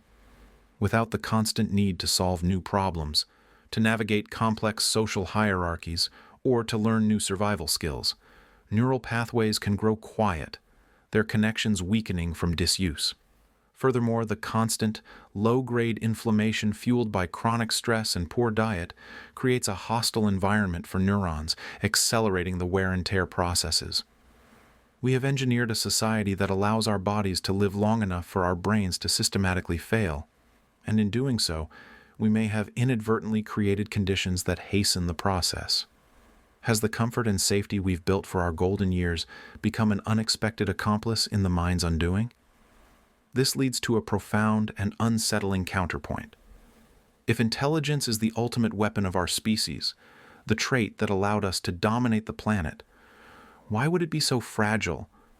Why would the very instrument of our success contain the blueprint for its own dissolution? It seems a cruel flaw in an otherwise magnificent design. Perhaps the answer lies in reframing the question. The brain's primary evolutionary mandate was not to ponder philosophy or compose symphonies in old age, but to ensure survival and reproduction during the peak years of physical vigor. Its complexity and power were the price of entry into the game of life. The subsequent decline is not a designed feature, but rather the absence of selection pressure against it. The brain is like a master craftsman's tool, exquisitely designed for a specific, demanding task. It is built to perform brilliantly for a certain duration, but when the job it was designed for is long finished, and the tool is kept on the shelf for decades longer than intended, it is no surprise that it begins to rust and its finely honed edge dulls. Is the self-destruction of the aging brain, then, not an active betrayal, but simply the sound of evolutionary silence, the quiet that falls after the urgent demands of survival and reproduction have faded? This brings us to the most intimate and terrifying layer of the mystery. The erosion of memory is not just the loss of data. It is the dissolution of the self. We are the stories we tell ourselves, a narrative woven from the threads of our experiences. As those threads snap, the tapestry of identity begins to unravel. The person who no longer recognizes their child has not merely forgotten a fact. They have lost a fundamental pillar of their being. The world shrinks to an eternal, confusing present. This suggests that the tragedy of a brain turning against itself after 70 is not merely a biological failure, but an existential one. It challenges our most deeply held notions of personhood. If you are no longer the person who fell in love, raised a family, built a career, then who are you? The body continues, a vessel adrift, while the captain, the cumulative consciousness that was once in command, has quietly disappeared. This slow-motion loss forces us to confront a haunting possibility, that our biology was never prepared for retirement. Our ancestors died early from claws, teeth, and infection. There was no old age for evolution to bother with. The system was not built for a long, gradual sunset. It was built for a bright, fierce noon, after which the light was expected to be extinguished quickly. We have, through medicine and technology, stretched the day far beyond its natural length, and in the lengthening shadows, we are now witnessing the consequences. We are living in a time our genes never anticipated. So, is the fading of the mind in later life simply the price we pay for the gift of those extra years? And if the self is but a story told by the brain, what happens when the storyteller begins to forget the tale? The retirement party is over. The gold watch, a tiny gleaming sun against velvet, sits in its box. The first Monday morning arrives not with an alarm, but with a profound and unsettling silence. For the first time in 40 years, there is no place to be, no defined purpose to fulfill. The mind, so long accustomed to the architecture of a schedule, begins to wander the empty halls of this new freedom, searching for a blueprint that isn't there. It is a peculiarly modern quest. A 60-year-old human, with decades of life potentially ahead, begins the anxious, often clumsy search for meaning, a search that would have been utterly incomprehensible to an ancestor just 30,000 years prior, for whom survival and contribution were one and the same, ending only with their final breath. We are living a biological paradox. Our genes, the ancient, slow-changing script of our existence, were written for a world of starkly different parameters. They were honed and refined in an environment where the average human lifespan rarely brushed against 50 years. In that world, life was a continuous, demanding arc, a rapid ascent to physical prime, the crucial decades of reproduction and provisioning. And then, for the fortunate few who survived predation, infection, and injury, a swift decline. There was no third act written into our DNA. There is no specific genetic code designed to optimize our physical health, mental acuity, or psychological well-being for a 20 or 30-year period of post-reproductive, post-labor existence. Our biology prepared us for a sprint of survival, not a marathon of retirement. The very systems that govern our health, our metabolism, our stress responses, our cellular repair mechanisms, are calibrated for a life of consistent physical challenge and social utility. What happens when that challenge and utility are abruptly switched off, while the body, expecting the familiar strain, is left idling, its ancient programs running aimlessly in the background? The archaeological record offers a silent but powerful testament to this absence. Among the nomadic bands of early Homo sapiens, the concept of a segregated population of retirees was non-existent. The elderly who did survive to advanced age were not set apart in a life of leisure. They were woven tightly into the fabric of daily survival. Their value was direct and tangible. A grandmother's memory was a living library, a map of drought cycles and the migratory paths of caribou, knowledge that meant the difference between life and death for the group. Her hands could still process hides, tend to children, or identify medicinal plants. The old man might no longer lead the hunt, but his experience in tool-making or conflict resolution was a vital resource. Their role was not defined by what they had stopped doing, but by what they continued to contribute. Their wisdom was not an abstract concept to be pondered in isolation. It was a practical tool. For the present moment, their continued existence a direct benefit to the gene pool of their descendants. In a very real sense, they never retired. Their job description simply evolved. Modern society, a triumph of medicine and social organization, has performed a miracle of temporal engineering. We have carved the human lifespan into distinct, segregated chapters: education, career, and retirement. We have created a world where it is not only possible but expected that a healthy individual will cease their formal economic contributions and enter a state of sanctioned leisure for decades. This is, on its face, a monumental achievement, a liberation from the relentless grind of existence. Yet this very success has created a new form of wilderness. The retiree of today steps out of the structured world of work and into a social vacuum. The ecosystem that once provided identity, social connection, and a clear sense of purpose, the workplace, the daily commute, the professional title, vanishes. What remains is often a landscape of bewildering freedom. Without the scaffolding of a mandatory routine, the sense of self can begin to crumble. The body remains healthier and more durable than ever before, but the village that once gave that body a clear and respected role has disappeared. We have been gifted time, but we have forgotten how to build a society that gives that time meaning. This is the central, painful contradiction. If retirement is the crowning achievement of a civilized society, the hard-won reward for a lifetime of labor, why does it so often coincide with a precipitous decline in mental and physical health? Why do rates of depression, loneliness, and a profound sense of purposelessness spike in the years following the end of a career? It is as if we have been presented with a feast, only to find we have no appetite. The body, conditioned for effort, rebels against inertia. The mind, built for problem-solving and social navigation, atrophies in the absence of meaningful challenges. We have successfully extended the quantity of life, but we have failed to design for its quality in these extra, unscripted decades. We treat the post-work chapter as a permanent vacation, but is the human psyche, shaped by millions of years of adaptation for utility, truly equipped for endless leisure? Perhaps the problem is not with the individual retiree struggling to find a new path, but with the very structure we have imposed upon the ancient, unyielding template of human biology. We have, in a sense, constructed a world that exists in direct opposition to our deepest evolutionary instincts. We have created a phase of life that our genes simply do not recognize. The challenge, then, is not to pathologize the struggle of the retired, but to recognize it as a symptom of a larger disconnect.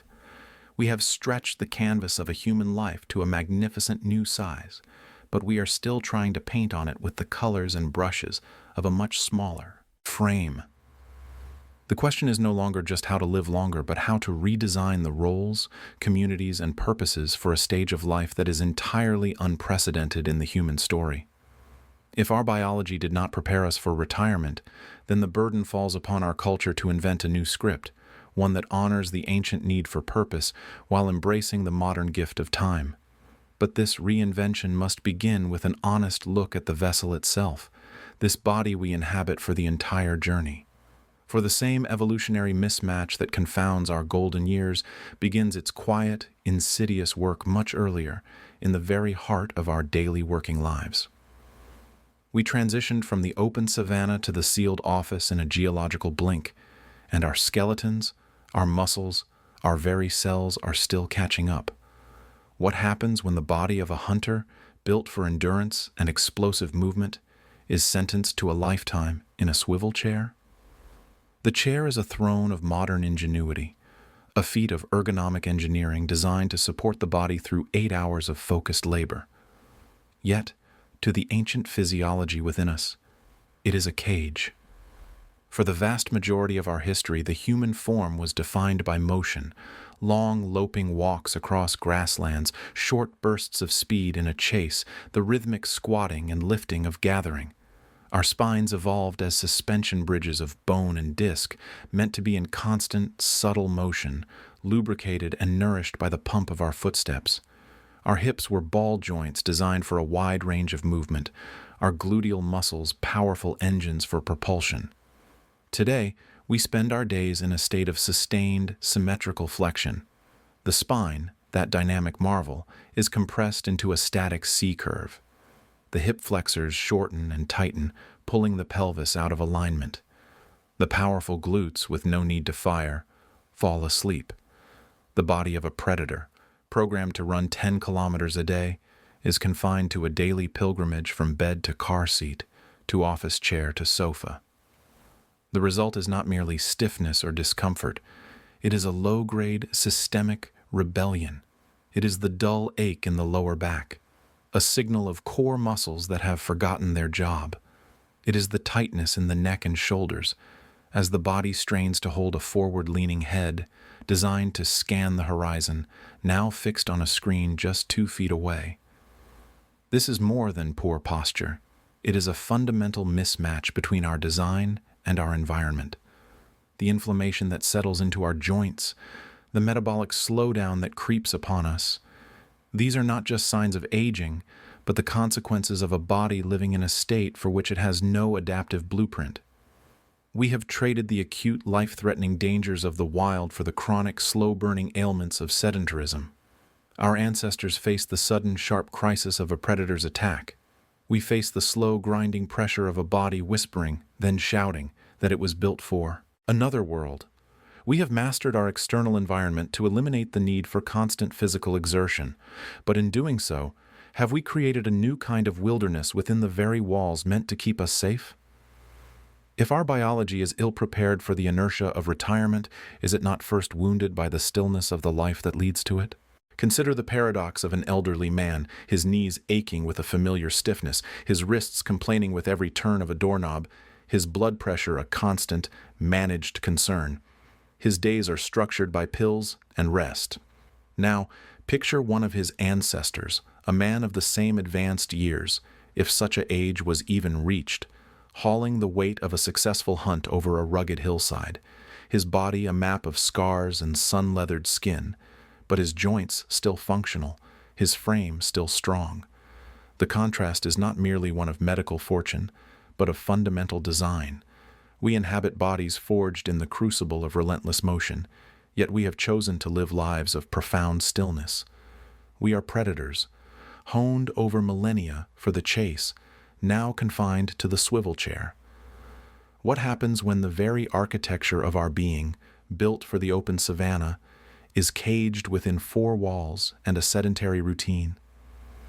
The human body is a masterpiece of evolutionary engineering, but its blueprint was drawn for a different kind of work. It was not designed for the sustained, compressive posture of sitting. When we sit for hours, the intricate S-curve of our spine, a marvel of shock absorption perfected for bipedal locomotion, is subjected to unnatural pressures. The discs between our vertebrae, once nourished by the rhythmic pump of movement that circulated fluids in and out, begin to starve and degenerate under constant, uneven load. This is not a design flaw. It is a profound mismatch. Our metabolism, too, is a relic of a feast or famine existence. It expects bursts of exertion, the sprint after prey, the climb for forage, followed by periods of repair. The modern chair offers no such signal. Instead, the constant trickle of calories, unburned by muscular activity, leads to a systemic confusion, a quiet rebellion in the form of insulin resistance and disrupted lipid profiles. The body, waiting for a physical demand that never comes, begins to store fuel inappropriately, turning our own biology against us. Could it be that many of our so-called diseases of civilization are simply the body's misinterpretation of a life it was never meant to lead? This is not mere speculation. The evidence is etched in bone. Archaeological digs revealing the skeletons of our hunter-gatherer forebears tell a story of robust health that challenges our modern assumptions. Severe arthritis, a common affliction today, was remarkably rare. Their bones show a density and architecture that speak of a life lived in constant, varied motion, carrying, digging, walking, running. The very structure of their femur, the thickness of their cortical bone, was a direct response to the daily demands of survival. Osteoporosis, a condition we often accept as an inevitable part of aging, was far less prevalent. Their skeletons were not just containers for flesh, they were dynamic, living records of physical engagement, constantly remodeling themselves in response to the stresses placed upon them. Their bodies were worn down by the elements and the occasional trauma of existence, but not by the slow, insidious decay of disuse. Is the fragility we associate with old age actually a product of our environment, rather than an inescapable genetic destiny? The modern social contract, particularly for the elderly, often exacerbates this biological mismatch. We have created a culture that, with the best of intentions, encourages rest as the ultimate reward for a lifetime of labor. The message, subtly reinforced by well-meaning families and a society obsessed with safety, is that advanced age is a time to slow down, to take it easy. But this prescription of stillness is a poison in disguise. The musculoskeletal system operates on a brutal principle: use it or lose it. When the gentle, consistent stresses of movement are removed, the body receives a signal that its strength is no longer required. Muscle mass, that metabolically active tissue, begins to atrophy with startling speed. Connective tissues stiffen. The very balance systems in the inner ear, calibrated by a lifetime of navigating uneven terrain, become clumsy and unreliable on flat, predictable floors. The swift decline that can follow retirement or a minor illness is not just a marker of time's passage. It is the direct consequence of an environment that has ceased to ask anything of the body. If aging is the natural winding down of a complex system, why does enforced idleness seem to accelerate the process so dramatically? This presents a troubling contradiction. If old age is supposedly the time for well-deserved rest, why does that very rest seem to hasten the body's decline? The answer may lie not in the concept of aging itself, but in our misunderstanding of what a body needs to sustain itself across a long lifespan. Perhaps our longevity is not solely determined by the ticking of a genetic clock, but by the degree to which we continue to use, or tragically neglect, the magnificent physiological instrument we have inherited. The hunter's body does not know it has retired. It only knows that the demands have ceased, and it responds accordingly, downsizing its own capabilities in a pragmatic, heartbreaking adaptation to a world that asks nothing of it. So, we are left with a haunting possibility. What if the true limit of a human life is not measured in years but in movement? What if the key to sustaining the body lies not in preserving it from strain, but in continually presenting it with the gentle, varied challenges it evolved to expect? The cage we have built is not just one of plaster and drywall, but of habit and expectation. And as the body settles into its quiet confinement, another part of our ancient self begins to falter in the silence: the mind. If a body built for the hunt withers in a chair, what becomes of a mind that evolved to navigate a world of tangible dangers and rewards when it is flooded with the abstract and the digital? Could the fog we so often blame on aging be less a failure of memory and more a system overwhelmed by an environment for which it has no evolutionary precedent? She cannot recall the name of the grandchild standing right before her, the one who visits every Sunday. The question hangs in the air, met with a polite, flustered smile and a gaze that turns inward, searching through a fog. Yet, later that evening, a specific song from her youth plays on the radio, and her eyes light up. She begins to describe, with astonishing clarity, the exact bend in the river where she used to swim, the scent of the pine trees after a rain, the precise location of the wild strawberries that grew near her childhood home. The details are vivid, textured, alive. So, where did the memory go? Was it truly lost? Or is it that the modern world has simply forgotten how to ask the right questions? The common narrative of aging is one of decline, a slow, inevitable dimming of the mind's light. But what if the light hasn't dimmed? What if we have merely surrounded it with the wrong kind of mirrors, reflecting back a world its beams were never designed to illuminate? The architecture of the human brain is not a product of the digital age. It was forged over millennia in a crucible of survival, its primary function to navigate a world of concrete dangers and tangible rewards.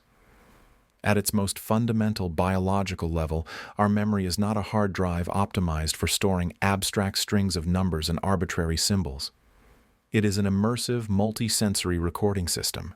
It prioritizes images, spatial relationships, emotions, and physical sensations, the scent of a predator, the visual pattern of edible plants, the emotional charge of a safe haven. This is the brain's native language. When an elder recalls the intricate footpaths of a forest with perfect fidelity, they are not displaying a miraculous exception to cognitive decline. They are simply speaking their mind's first language. The neural pathways for this type of information are the oldest, most reinforced highways in the brain, paved by countless generations of ancestors whose survival depended on remembering the lay of the land, not the digits of a pin. The hippocampus, that seahorse-shaped curator of memory, is deeply entwined with the regions that process smell and emotion. A single, long-forgotten scent can unlock a cascade of vivid recollections, because that is precisely what the system was built to do. The problem, then, may not be one of storage, but of retrieval.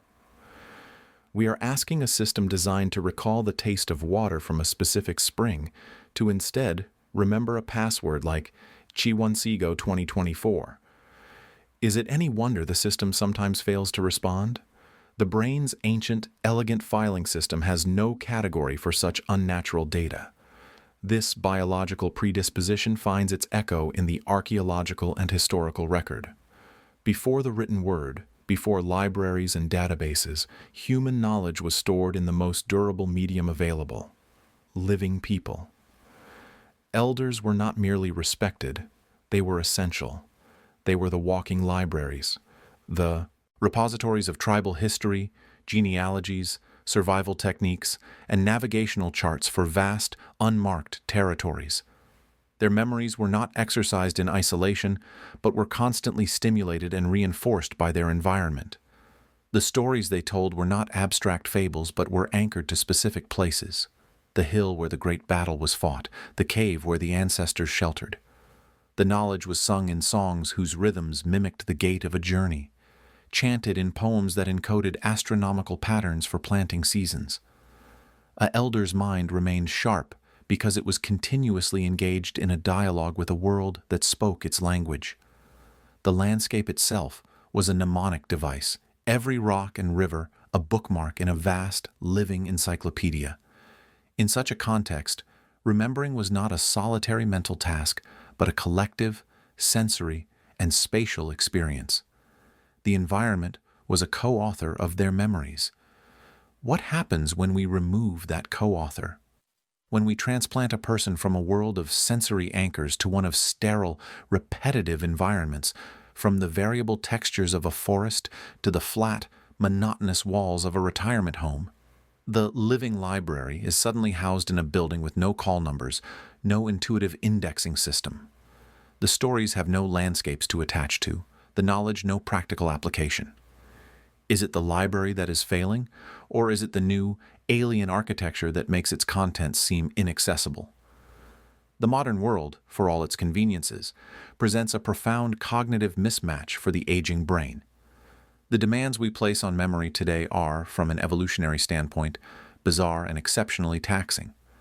We require our elders to manage a constant stream of what their neural hardware would classify as noise: passwords for online banking, PINs for debit cards, complex medication schedules with unpronounceable names, digital calendars that must be synced across devices. These are abstract, decontextualized, and emotionally neutral data points.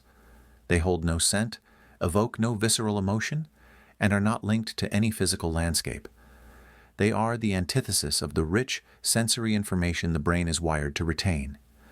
This places an enormous burden on the prefrontal cortex, the brain's executive center, responsible for working memory and complex planning.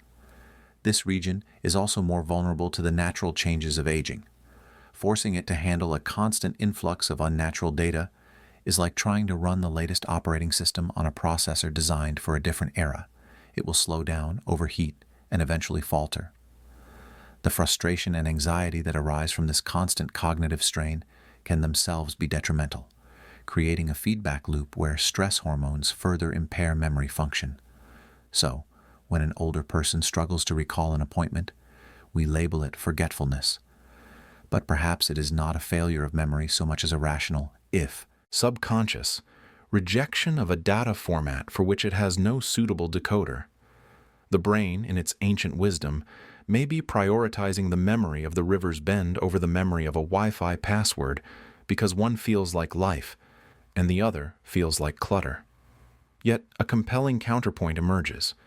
If cognitive decline in old age were an absolute biological inevitability, how do we explain the vibrant lucidity of elders in traditional societies, or even those in modern societies who remain deeply embedded in stimulating, familiar environments? The craftsman who can still carve wood with intricate precision well into his 90s, the grandmother in a rural village who remains the sought-after authority on herbal remedies, the retired musician who can still play complex concertos from memory. Their environments have not severed the connection to their type of intelligence. Their minds are still in conversation with the world they understand. This suggests that the trajectory of our cognitive aging is not written in stone by our genes alone, but is profoundly shaped by the fit between our innate cognitive strengths and the world we inhabit. The use it or lose it principle may be more nuanced than we think. It might be use the right part of it in the right way, or lose access to it.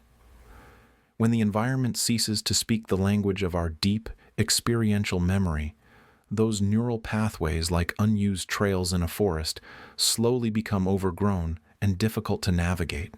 The knowledge is still there, but the path to it fades.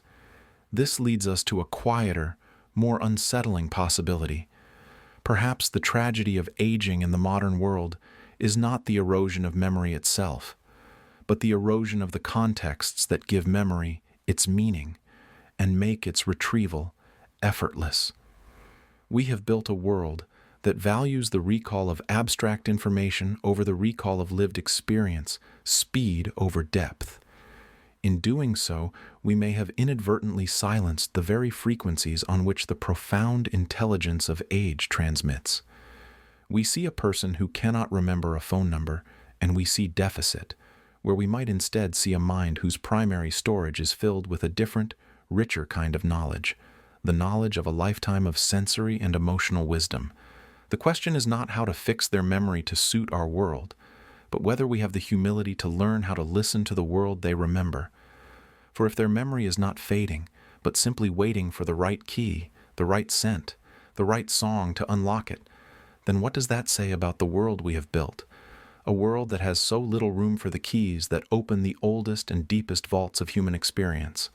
And if the environment we create can so profoundly shape the fate of something as intimate as our memories, what other ancient biological designs are we quietly overwhelming?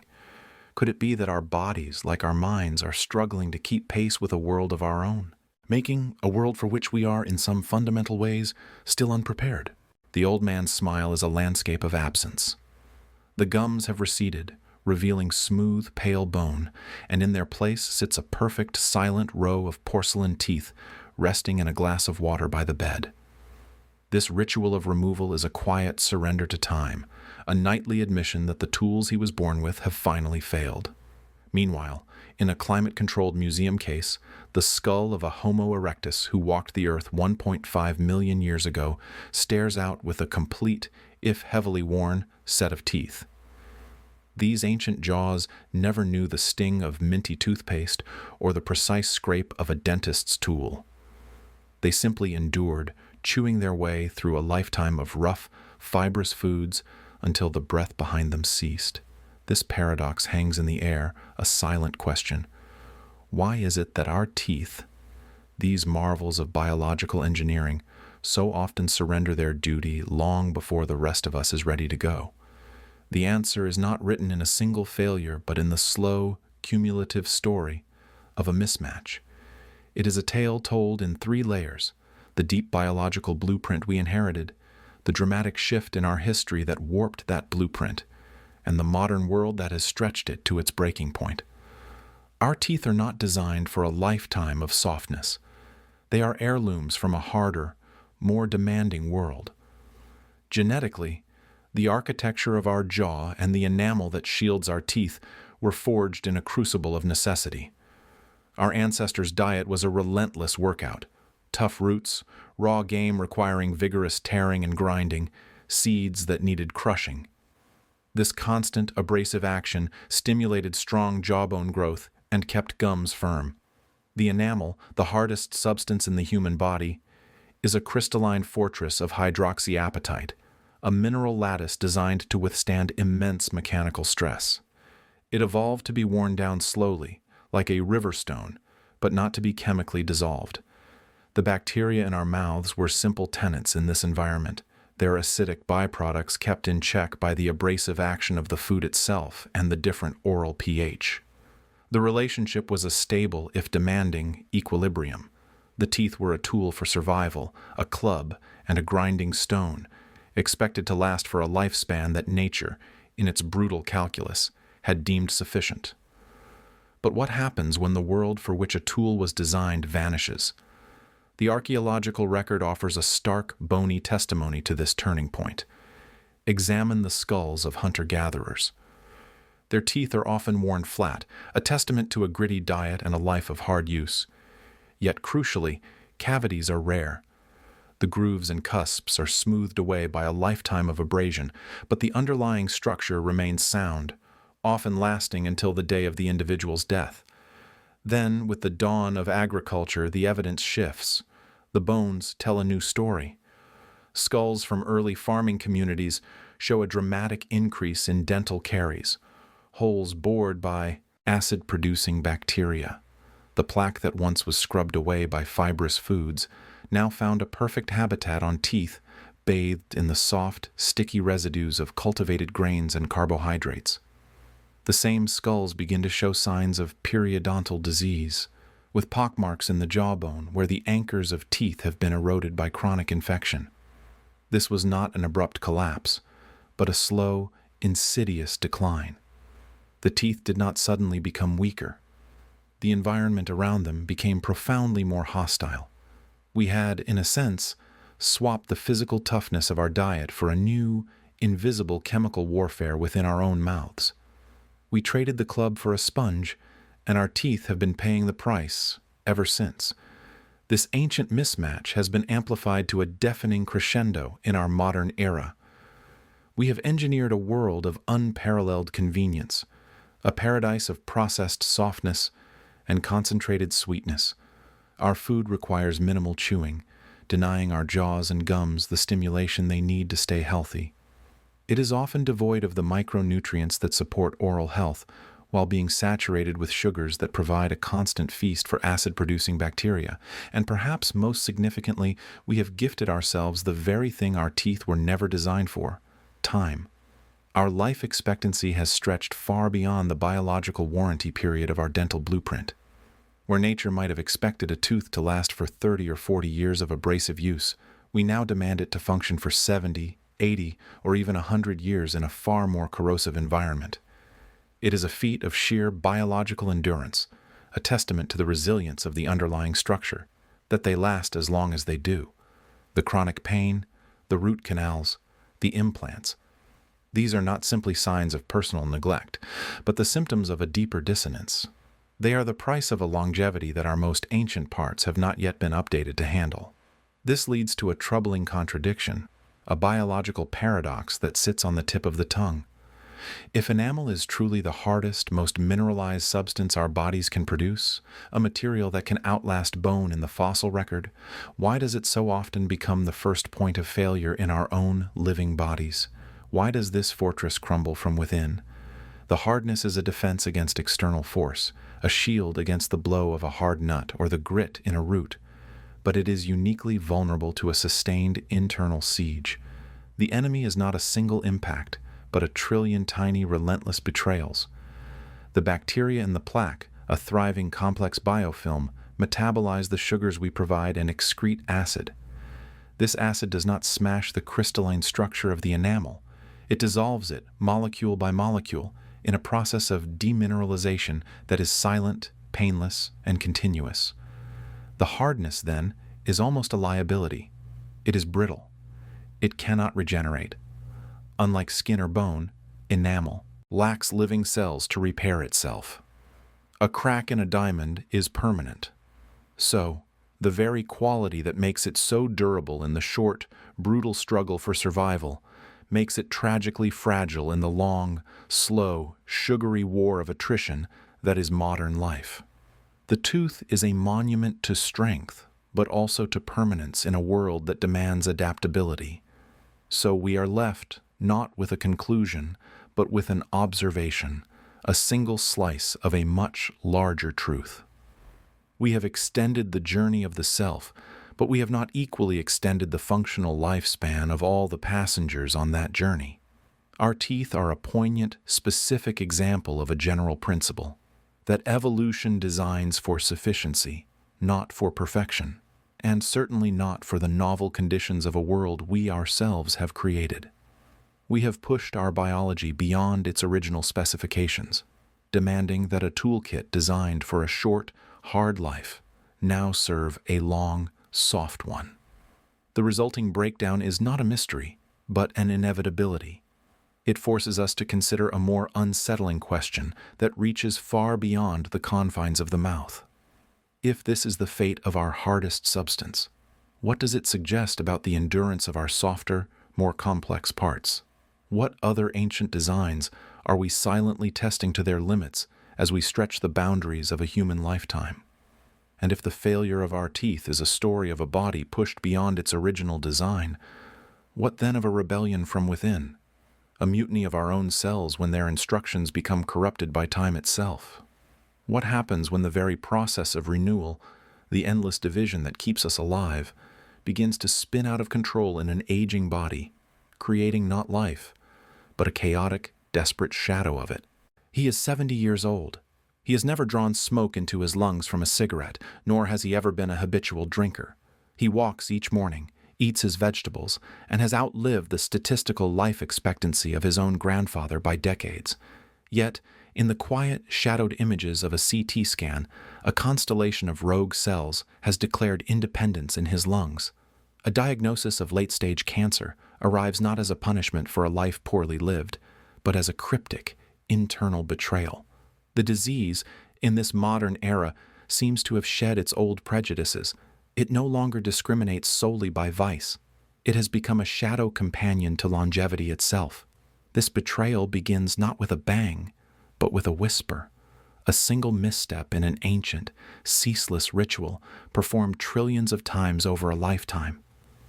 Deep within the warm, dark marrow of our bones, in the lining of our organs, our cells are engaged in a perpetual act of self-replication.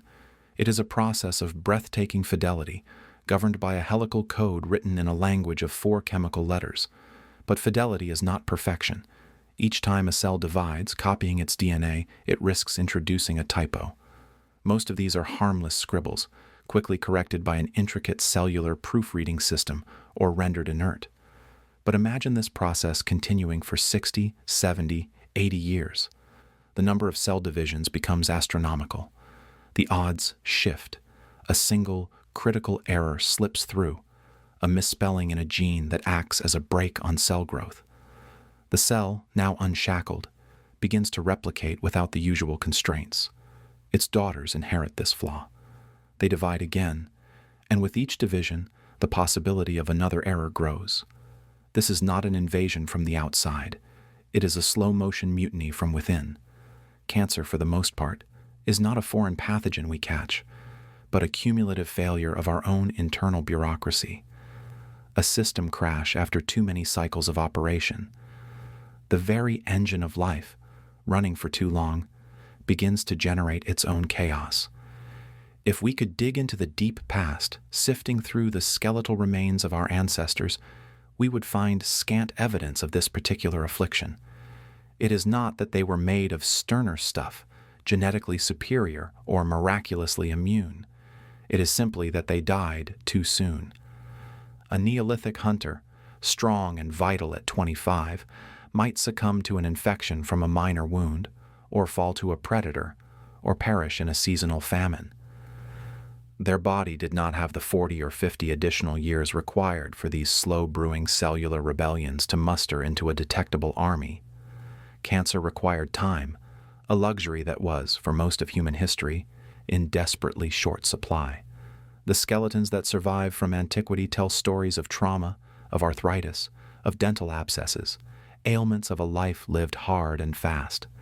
The silent internal coup of cancer was a rarity, a ghost that barely had the chance to materialize before. The body itself returned to dust. Our victory over so many external causes of death has, paradoxically, cleared the stage for this internal enemy to perform its slow, destructive play. We have, through collective human ingenuity, stretched the average human lifespan to lengths our biology never anticipated. We have conquered plagues, secured food supplies, and developed medicines that push back the shadows of infant mortality and infectious disease. In doing so, we have transformed cancer from a rare curiosity into a disease of aging. It is the price of a long run. Our defenses, so robust in youth, inevitably falter. The molecular mechanics tasked with DNA repair grow weary, their efficiency declining. The vigilant immune system, which once patrolled the body like a well-trained militia, identifying and eliminating precancerous cells before they could gain a foothold, begins to lose its sharpness. Its responses become slower, less precise. The very telomeres, the protective caps on our chromosomes that shorten with each cell division, acting as a kind of cellular clock, dwindle towards their end, sometimes triggering desperate survival mechanisms in cells that should peacefully retire. We are living well past the warranty period inscribed in our own genes. The body, a masterpiece of evolution optimized for reproduction and survival to a certain age, was not designed for such an extended encore. The systems that keep us alive for 40 years begin to show their vulnerabilities at 60 and 70. Cancer emerges from the cracks of this systemic decay. This leads to a profound and unsettling evolutionary paradox. If natural selection favors traits that enhance survival and reproduction, why would it allow for a mechanism of such devastating self-destruction in our later years? The answer lies in the ruthless, short-sighted arithmetic of evolution. Selection pressure is strongest on the young, on those who are reproducing and raising offspring. A gene that offers a powerful advantage early in life, say, one that promotes rapid tissue repair or robust inflammatory responses to survive infections, will be selected for, even if that same gene carries a hidden cost, an increased risk of cancer, decades later. Evolution is not an engineer designing for longevity and graceful aging. It is a tinkerer, favoring solutions that work now. The genes that saw us through the perils of childhood, childbirth, and the hazards of a hunter-gatherer existence are the very same ones that can, in the quiet years far beyond their intended service, turn against us. The cancer cell is not an alien. It is a native son, a product of the same survival instincts that allowed us to reach old age in the first place. It is a rebel that learned too well the lesson of unchecked growth. So, we are left with a haunting realization. Our triumph over the external world has forced us to confront the internal limits of our own design. We have pushed the human vessel into uncharted chronological waters, and it is groaning under the strain. The cancer cell, then, is more than just a biological malfunction. It is a symbol of a deeper tension between our aspirations for a long life and the fundamental ancient constraints of the material from which we are made. We have extended the journey, but the ship itself was built for a different voyage. Is the rising tide of cancer, then, the inevitable toll for having cheated so many other causes of death? Are we simply living long enough to witness the gradual, predictable unraveling of our own cellular fabric? And if this is the trade-off, what does it mean for how we value these extra decades? Are they a gift? Or are they a period of increasingly fragile truce with an enemy that has been sleeping within us all along? The body keeps its own ledger, and the entries are written in the language of wear and tear. As the mind still feels young, the physical self begins to whisper its own older stories. The creak of a knee, the stiffening of a wrist. These are not mere annoyances, but echoes. They are the subtle complaints of an architecture that remembers a different life, a time of running across savannas and climbing trees, not sitting at desks for 60 years. When a knee swells and a wrist grows frail, it is a reminder that this body was not designed to persist for such a long duration. The cartilage, that smooth, gliding surface, was meant to last for a certain number of strides, a finite number of impacts. We have far exceeded the recommended mileage. The joints begin to speak in the language of inflammation, a ghost of past injuries and relentless use. This is the body's archaeology. The lower back that aches tells a story of when our spine adapted to walk upright, a brilliant but compromise-laden innovation that now protests the extended load of a lifetime. The weakened grip, the slowing gait, these are not failures in the modern sense, but the natural consequence of operating a machine long past its original service life. We are experiencing the slow, cumulative effects of a past that was physically demanding, encoded into a present that is often sedentary. The body carries the memory of the hunter, even as we live the life of the librarian. This dissonance between our evolutionary past and our modern longevity creates a peculiar form of suffering. The same evolutionary pressures that left us vulnerable to cancer also shaped a physique intended for action, for constant movement and procurement of resources. In our extended twilight, we are left with the hardware of a predator, but without the daily demands that kept it finely tuned. The muscles atrophy, the bones lose density, the joints complain under the weight of disuse as much as they do from overuse. We are haunted by the ghost of our own physical potential. The ache is a whisper from a time when the body was a tool for immediate survival, not a vessel for a long contemplative life. It is the price of a peace we were never built to enjoy for quite so long. So we find ourselves straddling two worlds, the ancient, durable body of the survivor and the modern, elongated timeline we have created for it. The cancer cell and the aching joint are two different manifestations of the same fundamental truth. One is a rebellion of growth, the other a sigh of structural fatigue. Both are symptoms of a biology pushed beyond its ancestral limits. We have gained the years, but we must now listen to the whispers of a design that never anticipated them. If our cells are in quiet rebellion, and our joints are murmuring their protests from a distant past, what does this say about the very essence of aging? Is it a disease to be cured, or is it simply the natural, if messy, conclusion of a life fully lived? And if we could silence the whispers of our joints and halt the rebellion of our cells, would we be extending life? Or would we? The old woman rises from her chair, and the sound that accompanies the movement is not one of grace, but of protest. A distinct, dry pop echoes in the quiet room, a tiny fracture in the silence. It is a sound her grandson knows well, a sound that maps the years of her life onto the geography of her knees.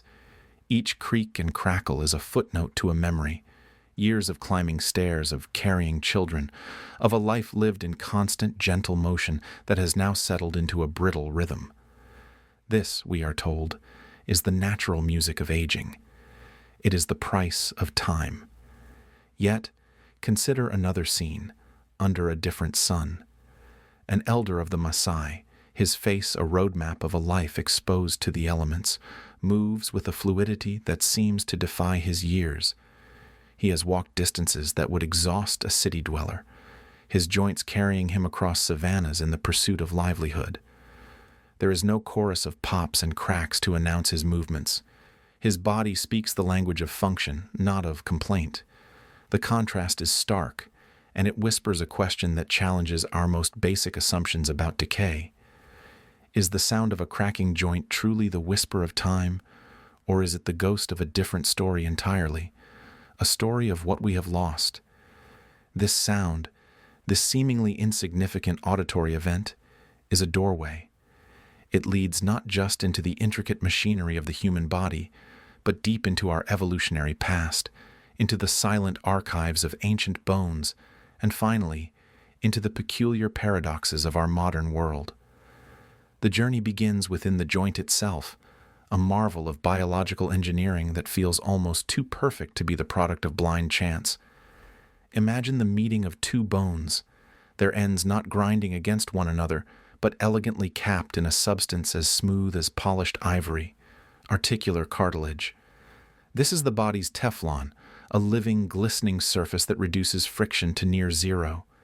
It is bathed in synovial fluid, a liquid so slick it makes ice seem coarse, a natural lubricant that is pumped into the joint space with every movement. The entire structure is bound by a capsule of ligaments, a secure cradle that allows for an astonishing range of motion, to pivot, to flex, to extend, to bear weight. The human knee, the hip, the shoulder. They are testaments to a design perfected for action, for the complex, multi-directional movements of a creature born to move through a complex world. But here lies the first and perhaps most profound biological contradiction. This masterpiece of motion is built with a critical flaw, a design oversight that seems almost cruel. Cartilage is avascular; it has no direct blood supply. The very cells that maintain this smooth, resilient surface are nourished not by a rich network of capillaries, but by the slow, passive diffusion of nutrients from the synovial fluid. And how is this fluid circulated? Not by the heart's steady pump, but by movement itself. The act of walking, of bending, of stretching acts as a pump, pushing the life-giving fluid into the cartilage, flushing out waste, and keeping the entire system healthy. The joint, in its essence, is a machine that requires constant use to maintain itself. It is designed for a life of perpetual motion, yet it possesses no efficient mechanism for self-renewal. Unlike skin that heals or bone that knits itself back together, cartilage, once worn down, does not truly regenerate. It simply erodes. So we are left with a biological riddle. Why would evolution craft such a perfect instrument for movement, yet deny it the most basic capacity for long-term maintenance? Was this a calculated trade-off, or a simple, unforgiving limitation of our biological clay? To find an answer, we must become archaeologists of the human form, sifting through the remnants of those who walked this earth long before the invention of the chair. The skeletons of our hunter-gatherer ancestors tell a story that often surprises us. These were individuals who lived lives of immense physical exertion, tracking game for days, carrying heavy loads, traversing rugged terrain. Their bones show the signs of this labor: robust muscle attachments, dense bone structure, evidence of healed fractures that speak of a hard and dangerous existence. Yet, when paleopathologists examine these ancient joints, they frequently find something remarkable: a relative absence of the severe, crippling osteoarthritis that plagues modern populations. It is not that they were immune to wear. Their joints show signs of use, the expected patina of a life lived in motion. But the catastrophic bone-on-bone degeneration we see today was far less common. Their bodies, it seems, were conditioned for the demands placed upon them. The constant, varied, and weight-bearing activity did not destroy their joints. It may have been the very thing that preserved them. The lubrication pump was never allowed to stall. This brings us to the third layer of the story, the layer written in the quiet discomfort of our contemporary lives. The modern human has engineered a world that minimizes physical effort. We sit in cars, at desks, on sofas, for hours on end. In this state of sustained stillness, the synovial pump falls silent. The cartilage, deprived of its rhythmic nourishment, begins to starve. It becomes brittle, more susceptible to damage. At the same time, we subject our joints to a different kind of stress: the jarring impact of occasional, intense exercise on unforgiving surfaces, often after long periods of inactivity. We carry excess weight, a constant crushing load that our frames were not optimized to bear for decades on end. Our bodies are caught in a confusing paradox. They are simultaneously overstressed and underutilized. The result is an epidemic of inflammation, of chronic pain, of joints that cry out not from the honorable wear of a life fully lived, but from the confused strain of a life out of sync with its own design. The creak in the knee is not merely a sound of age. It is the sound of a biological system confused by stillness, a system screaming for the motion it was built to perform. This narrative, however, demands a counterpoint. If the joint is such a critical tool for survival, if our ancestors' mobility was so essential to their existence, why did evolution not select for a more robust, self-repairing model? Why are we saddled with a system that fails so predictably? Perhaps the answer lies in the harsh arithmetic of the natural world. For the vast majority of human history, life was short and demanding.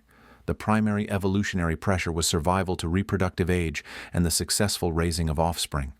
A joint that could perform flawlessly for 30, 40, perhaps even 50 years was more than sufficient. There was no selective advantage in building a joint that would last 80 years in a world where few lived to see 40.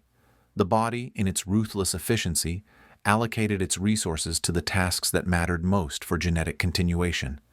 The slow, silent erosion of cartilage was a problem for a future that, in evolutionary terms, simply did not exist. Our bodies were designed for a sprint, and we are now asking them to run a marathon. And so we are left with a tentative observation, a single slice of a much larger truth. The human body is not a museum piece to be preserved under glass. It is a dynamic instrument, honed by millennia of use, and its fundamental principle is use it or lose it. The cracking joint is not just a whisper of the past, it is a lament for a present that has forgotten this principle. It is the sound of a machine built for the open savanna, grinding to a halt in a room that is too quiet. We have traded the varied, rhythmic movements of a life intertwined with the physical world for a sedentary existence that starves our joints even as it overloads them. The problem is not that we are using our bodies, but that we are using them in a way that is alien to their deepest programming. If the creak in our knees is a message from our predatory past, a reminder of the motion we were born to, what then is the silence of a stagnant life, but an even louder cry of distress? And if the health of our physical frame is so deeply intertwined with the rhythms of action it was built for, could the same be true for the mind that inhabits it? If isolation and stillness can cause the very architecture of a joint to crumble, what might they be doing to the architecture of a soul? She lives in a comfortable apartment, the kind advertised in brochures for serene retirement. Her children are successful, calling on Sundays with updates that are a litany of accomplishments. The refrigerator is full, the bills are paid. Yet each morning, she performs a small, silent ritual, tipping a single pill into her palm, a chemical bulwark against a void that no material comfort can fill. It is not hunger that gnaws at her, but a quiet, persistent sense of being obsolete. In a world that equates value with productivity, what is the worth of a person who has been retired from life itself? This is the silent epidemic of modern aging, a profound disconnect between the length of our days and their perceived weight.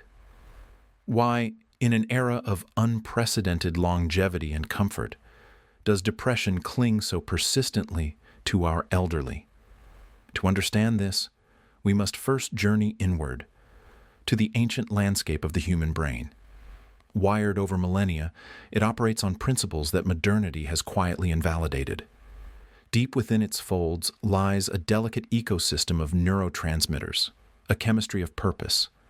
Dopamine, that spark of anticipation and reward, and serotonin, the warm glow of contentment, are not merely released for survival. They are intricately tied to our social value. The brain has a built-in reward system for being needed. The successful hunt, the gathered fruit, the mended tool, these were the original sources of validation. But just as potent was the act of teaching a child to identify a medicinal herb, of settling a dispute with hard-won wisdom, of simply being a repository of knowledge essential to the tribe's survival. To be useful was to be alive, neurologically speaking. This social utility was a primary trigger for the very neurochemicals that maintain our mental equilibrium. When that utility vanishes, the system begins to falter. The modern concept of retirement, while offering well-deserved rest, can be a neurological desert.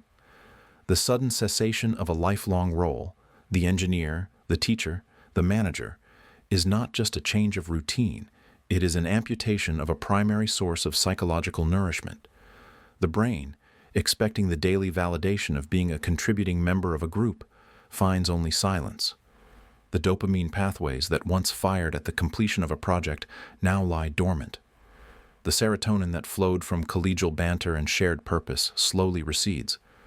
This is not a character flaw or a failure to enjoy retirement. It is perhaps a biological response to a profound loss. The brain's reward center, evolved for a world of constant interdependence, is left asking a desperate internal question. If I am no longer needed, then what is the point of my waking hours?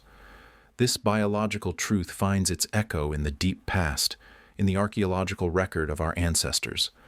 Imagine a campfire flickering in the vast darkness of a prehistoric night. The elders are not sidelined. They are the center of gravity. Their eyes, clouded with age, have witnessed decades of drought and abundance, have learned which berries heal and which roots poison. Their minds are living libraries of migration routes, of animal behavior, of complex social alliances. In a world without written language, they are the culture. Their continued existence is not a burden, but a strategic advantage for the entire group. They are the professors, the historians, the strategists of a small, vulnerable society. Their role is not honorary. It is essential. Their value is concrete, measured in the survival of their children's children. They die often with their boots on, so to speak, their wisdom flowing from them until their last breath. In such a world, did the concept of existential uselessness even exist?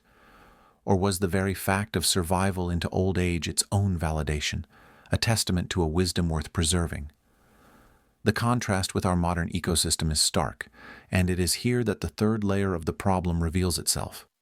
We have, with the best of intentions, engineered a society that systematically dismantles the pillars of elder value. We celebrate independence to the point of isolation. Families are scattered across time zones, connected by digital threads that, for all their magic, cannot replicate the warmth of a shared meal, the simple comfort of a touch. The community of a village square, where an old man could always find someone to listen to a story, has been replaced by the private silence of a suburban living room. But the most profound change is the institutionalization of obsolescence, mandatory retirement. In a single stroke, a person is relieved of their title, their daily purpose, their social network, and their economic identity. They are given a pension and a farewell watch, symbols of a journey's end.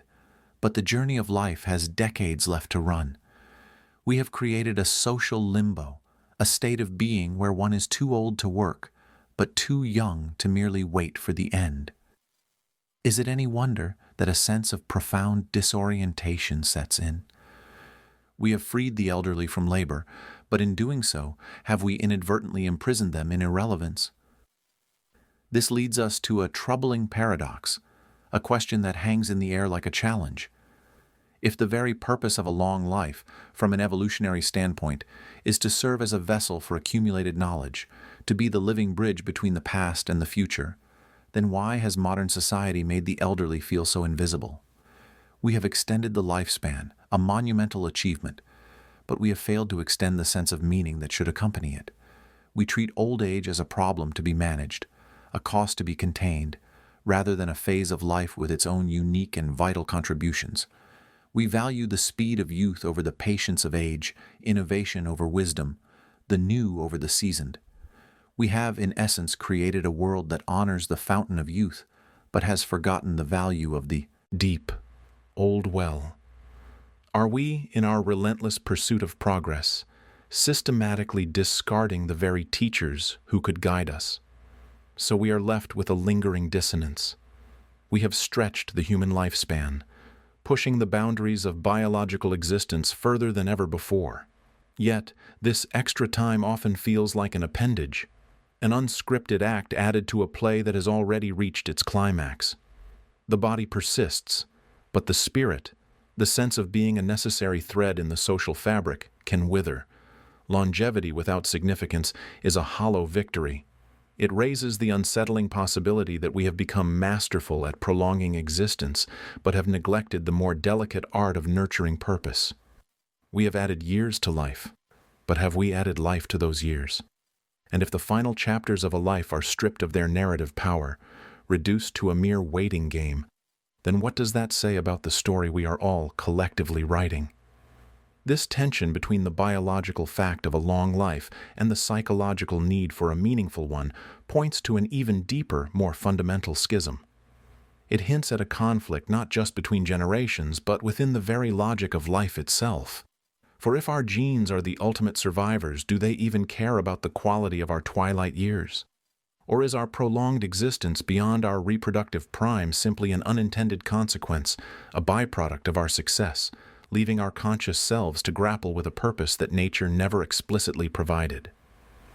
This leads us to the next unsettling frontier, the cold calculus of DNA versus the warm, subjective experience of the self. If our genetic material achieves its own version of immortality through our children, then what is the individual life but a temporary vessel? Is old age, in the grand, impersonal scheme of evolution, merely excess time? And if so, are the pangs of depression in our later years the price we pay for the audacity of consciousness, for wanting our individual story to matter, even after the central plot of reproduction and survival has concluded? Consider for a moment the quiet rebellion happening within your own body. Nestled deep inside, a lineage of cells exists that is, in a very real sense, immortal. Your germline cells, the architects of eggs and sperm, carry a genetic code that has flowed through an unbroken chain for billions of years, from the first stirrings of life in a primordial sea to the complex organism that is you. They are poised to leap into the future, potentially for thousands of generations more. Yet the vessel that carries this timeless cargo, your conscious self, your memories, your loves, is scheduled for demolition. And not a gentle, peaceful decommissioning, but a slow, often painful, unraveling. Why would the very system that grants a form of eternity to our genes be so mercilessly indifferent to the individual life that shelters it?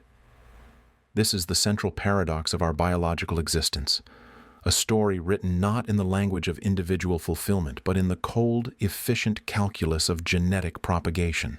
Nature, in its grand, impersonal design, seems to care little for the vehicle once its primary cargo has been successfully transferred. We are temporary vessels, sophisticated survival machines built for a single, overriding purpose: to ensure the passage of the code. The aches of age, the gradual failure of systems, the very fact of death. These are not bugs in the system, but its fundamental brutal features. The individual is expendable, the gene line is not. Our personal existence, with all its richness and nuance, is ultimately in service to a continuity that transcends us, a relay race where the baton is everything and the runner is discarded after their lap. Is the profound beauty of a single life merely a beautiful, intricate byproduct of a process that is, at its heart, ruthlessly pragmatic? To understand this, we must descend to the most fundamental layer of the story, the realm of biology and genetics. Here, the concept of the self dissolves into a colony of competing interests. Our bodies are a collection of genes, some working in harmony, others in subtle conflict, all orchestrated by the simple, blind imperative of replication. From this perspective, your body is not a temple, but a temporary workshop. Its value is measured not by how long it remains standing in good repair, but by how effectively it can produce and launch new functional workshops into the world. Once the peak reproductive years have passed, the evolutionary pressure to maintain the workshop diminishes precipitously. The machinery is allowed to rust. Telomeres shorten, errors accumulate, and systems that were once flawlessly tuned begin to falter. This is not a personal failure or a design flaw in the individual sense. It is the design itself. The genes have, in essence, achieved their objective. The suffering of the individual in old age is a side effect of a system that has already optimized for success. The genes have moved on, even if we haven't. Can a system built for efficiency over endurance ever truly accommodate the individual's desire for a graceful, painless decline? This principle is not unique to humans. It is a universal thread woven through the tapestry of life, visible in the stark strategies of the natural world. Archaeologists and ecologists see it in the grand dichotomy of reproductive strategies, often labeled as R and K. The R strategists, like a mayfly that lives for a single day or a salmon that spawns and dies, pour all their resources into an explosive, one-time reproductive event. They are a flash of life, a brief, brilliant burst of genetic material into the ecosystem. Their death is not an accident. It is the final, necessary step in their life cycle, a swift return of nutrients to the system that will fuel their offspring. At the other end of the spectrum are the K strategists, like elephants or whales or us. We invest heavily in a few offspring, providing prolonged care and protection to ensure their survival. This strategy seems to value the individual parent more, as their continued existence is crucial for the survival of their vulnerable young. Yet, the ultimate goal remains the same: the perpetuation of the genetic line. The extended lifespan is not for the parent's enjoyment, but a necessary investment in the offspring's success. Once that duty is largely fulfilled, the same slow decay sets in. Whether through a rapid, dramatic exit or a long, gradual fading, both strategies serve the same master. The individual life is a chapter in a much longer book, and the story is always about the continuation of the narrative, not the perfection of a single page. Is the difference between a brief, intense flame and a long, smoldering ember merely a matter of tactics in the same eternal campaign? Then, something unprecedented happened in evolutionary history. A species emerged that developed a powerful reflexive consciousness. Homo sapiens began to tell stories, to envision futures, to conceive of a self that existed independently of its biological function. We started to want things for ourselves, not just for our genes. We desired not just to see our children thrive, but to witness their children's children. We developed medicine, agriculture, and culture, all tools that push the boundaries of our biological expiration date. Modern society is, in many ways, a grand rebellion against our genetic programming. We aspire to live long, healthy lives, to find meaning in our later years, to be individuals beyond our role as genetic conduits. But our biology has not kept pace with our ambition. We have used our intellect to extend the quantity of our lives, but we are still trapped in bodies that were not optimized for a century of peak performance. The result is a profound mismatch, a mind that yearns for eternity, housed in a vessel that was designed for obsolescence. We have achieved the longevity our ancestors could only dream of, but we often find it accompanied by decades of chronic pain, cognitive decline, and a slow erosion of the self. Have we, in our quest to conquer mortality, simply elongated the period of our biological obsolescence, creating a new kind of purgatory between reproductive relevance and final dissolution? This leads to a troubling counterpoint. If we are truly the thinking animal, capable of reason, foresight, and self-determination, why are we so tightly bound to a physical form that seems to work against our highest aspirations? Our consciousness feels like the essence of who we are, yet it is utterly dependent on a biological machine that prioritizes genetic legacy over cognitive continuity. We can dream of stars and compose symphonies, but we are forced to do so with a brain that will eventually be consumed by its own decay. This is the cruel joke of our existence. We have been given a mind powerful enough to conceive of its own immortality, but a body that guarantees its destruction. The very intelligence that allows us to question our fate is a product of the same system that dictates it. Are we, then, just sophisticated puppets, momentarily aware of the strings that control us, but powerless to cut them? Is our cherished sense of self-determination merely an elaborate illusion, generated by a complex network of genes ensuring their own propagation? Perhaps the true source of our suffering is not death itself, but a fundamental misalignment of identity. We have, for so long, conflated our genetic essence with our personal essence. We see our bodies as us, and therefore interpret their decline as a personal betrayal. But what if the us that we value, Our consciousness, our memories, our accumulated wisdom is something else entirely, a fleeting emergent property that the genetic system never intended to preserve. The relentless drive of our genes is a powerful force, a current that has shaped all of life. But in creating a conscious mind, it may have accidentally created an entity with its own agenda, its own definition of what constitutes a meaningful existence. The pain of aging and the fear of death might be the growing pains of this new form of existence, the friction between an ancient, impersonal biological imperative and a modern personal yearning for significance. We are living in the tension between two different kinds of truth, the truth of the gene and the truth of the self. So, we are left with a tentative observation, a single slice of this complex truth. The anguish of our mortality may be the price we pay for our consciousness. It is the direct result of having ambitions that exceed our biological design specifications. We have taken the raw material of a genetic survival machine and, through the power of our minds, tried to repurpose it for a journey it was never built to take. The aches, the losses, the slow fading are not just random misfortunes. They are the signatures of this fundamental conflict. And this realization leads us to the edge of a deeper, more isolating question. If our bodies are temporary vessels for an immortal genetic code, and our conscious selves are transient sparks within those vessels, what does that make our experience of the future? When our awareness stretches beyond the immediate needs of survival and reproduction, when we can contemplate the vast, empty expanse of time ahead, a new kind of suffering emerges, a profound loneliness.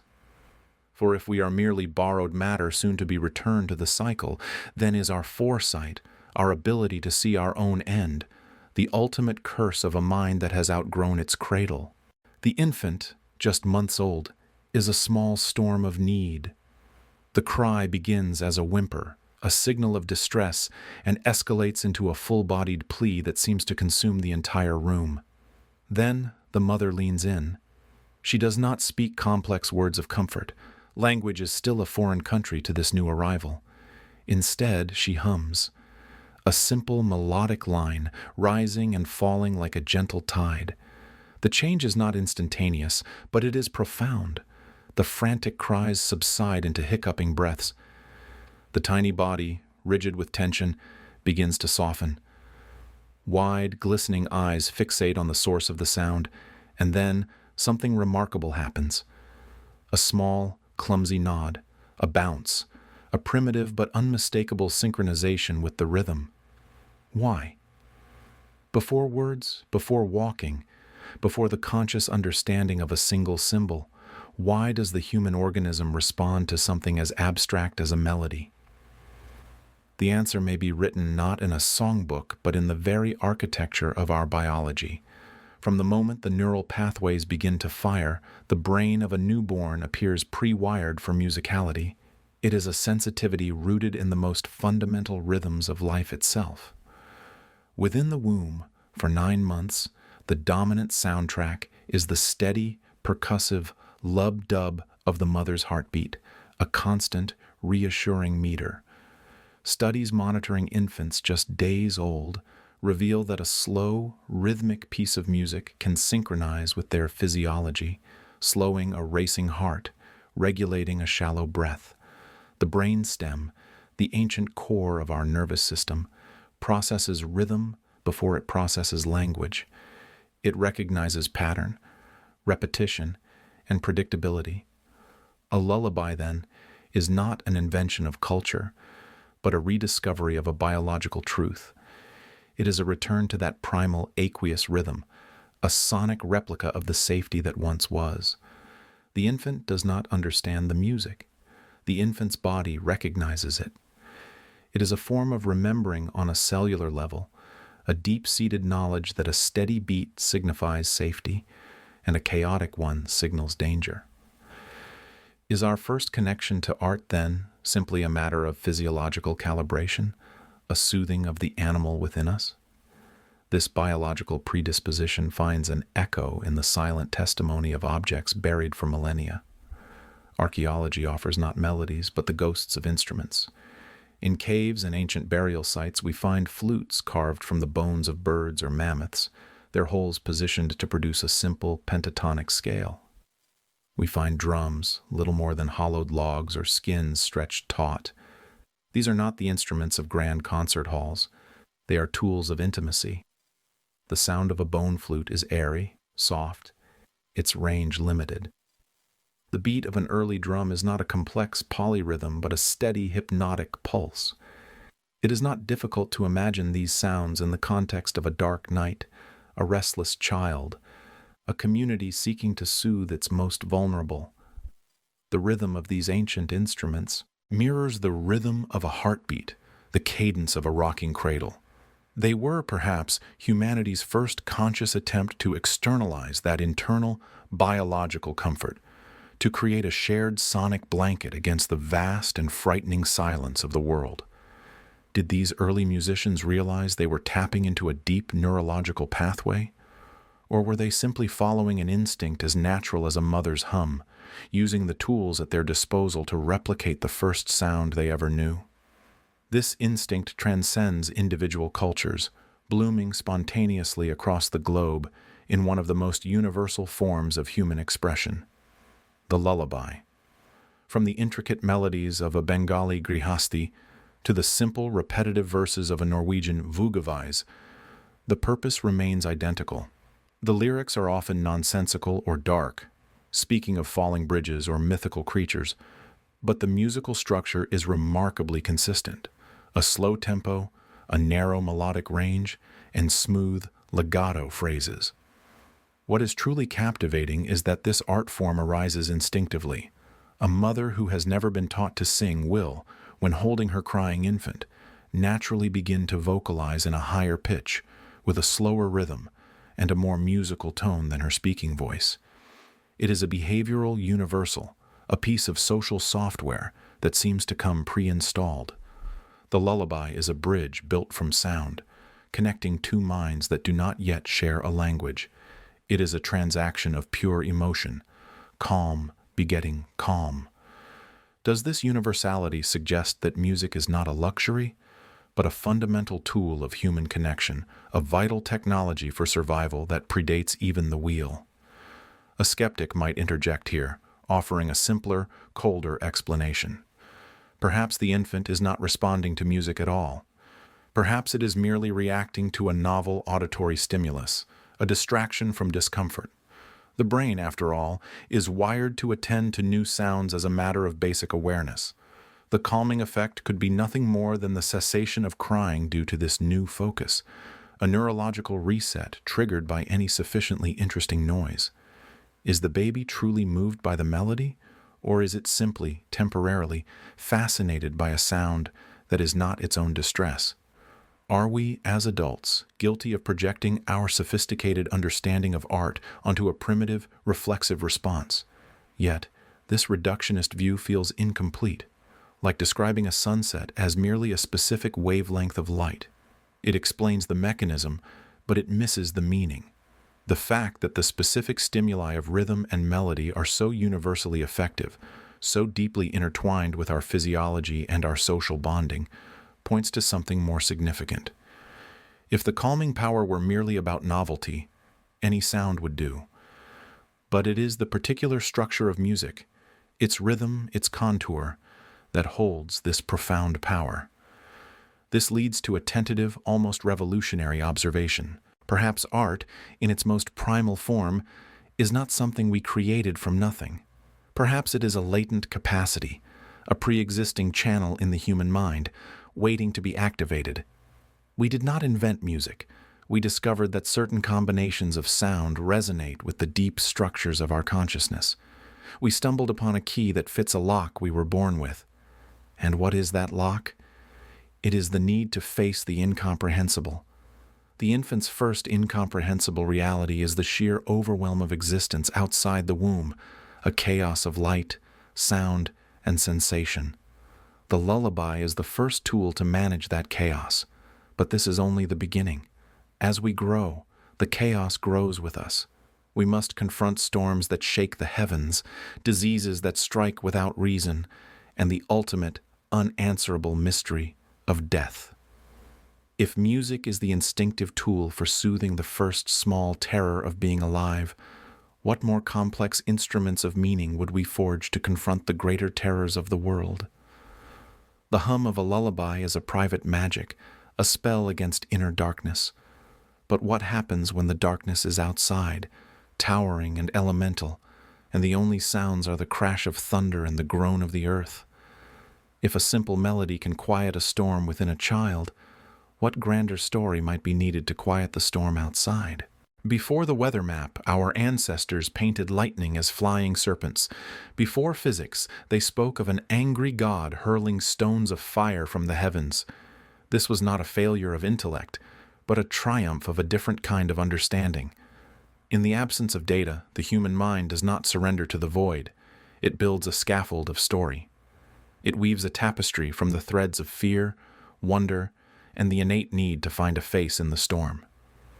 Mythology, then, was not a primitive prelude to science, but a parallel and profound tool for world-making, a way to explain the world when science had not yet arrived. Our brains are, at their core, relentless pattern-seeking machines. This is a deep-seated biological inheritance, a survival mechanism honed over millennia. To miss the pattern in the rustling grass, the potential predator, was a fatal error, but to see a pattern where none existed, a mere wind, was a harmless mistake. Evolution, therefore, favored a bias toward agency, a tendency to attribute intention and cause to the events around us. This is the bedrock of our cognition, a propensity for what some call patternicity and agency detection. When the sky darkens and a low rumble echoes in the distance, the ancient circuitry in our limbic system does not calmly process barometric pressure. It flinches. It asks instinctively, "Who is there?" It is a question born not of curiosity alone, but of survival. The mind recoils from pure chaos. It would rather populate the world with conscious, willful entities than accept the terrifying silence of random, indifferent forces. Is our hunger for narrative, then, written into the very fabric of our neurons, a default setting for a mind that must find meaning to feel safe? This neurological imperative found its voice in the first communal acts of explanation. In the flickering firelight of caves, our ancestors began the work of managing chaos through the language of symbol. Archaeologists find not just depictions of the animals they hunted, but also powerful, abstract renderings of the forces that hunted them. A zigzag line carved into stone is not merely a decoration, it is a theory of lightning. A handprint stenciled beside it is a signature of presence, an attempt to say, "I was here, and I witnessed this power." The volcano that buried their world in ash was not a geological event. It was the breath of a mountain god. The flood that reshaped the valley was not a hydrologic cycle. It was the tears of a grieving sky. These were the first hypotheses, framed not in equations but in epic poems and cave paintings. They were efforts to domesticate the terrifying sublime, to give the uncontrollable a name, a personality, and sometimes through ritual and offering a potential for negotiation. Could we see these ancient artists not as superstitious primitives, but as the first philosophers using the only tools they had, image and story, to build a world that made sense? And this impulse did not vanish with the advent of the microscope or the telescope. It merely migrated, finding new expressions in a world seemingly explained by science. When a loved one is taken by a sudden accident, the cold, statistical explanation of cause and effect offers little solace. The facts are a barren landscape. So the human spirit, refusing to be comforted by probability, constructs a story. It was fate. It was meant to be. They are in a better place. We search for signs, for meanings in the mundane, a song on the radio, a bird at the window. We create rituals, from grand funerals to the simple private act of visiting a graveside. These are not rejections of science, but affirmations of a deeper, more ancient need. They are modern myths, personal narratives we build to bridge the chasm between the logical explanation of an event and the emotional cataclysm it leaves in its wake. In the face of the inexplicable, do we not still, like our ancestors, seek to manage the chaos with the only language profound enough to hold our grief and our hope, the language of story? a counter-argument naturally arises from this line of thought. If myth is merely a comforting fiction, a placeholder for real knowledge, why has it not simply withered away under the bright, unforgiving light of empirical truth? Why do these ancient stories retain their power, their grip on our imagination, long after their literal explanations have been supplanted? The persistence of myth suggests its function was never solely explanatory. Its purpose was never to compete with science on science's terms. A myth is not a failed theory of meteorology. It is a successful theory of meaning. It answers a different set of questions. Science tells us how the lightning bolt forms. Myth tells us what it means that it strikes here and not there, now and not later. It embeds the event within a moral or cosmic order. It connects the individual's shock and awe to the community's shared understanding of power, justice, and caprice. The myth of Sisyphus does not explain geology. It explains the human condition. So, perhaps the question is not why myth persists, but what profound human need does it continue to serve that data alone cannot satisfy? The answer lies in the nature of the comfort it provides. When an event shatters our understanding, when it stretches beyond our grasp, we do not merely need an answer. We need an anchor.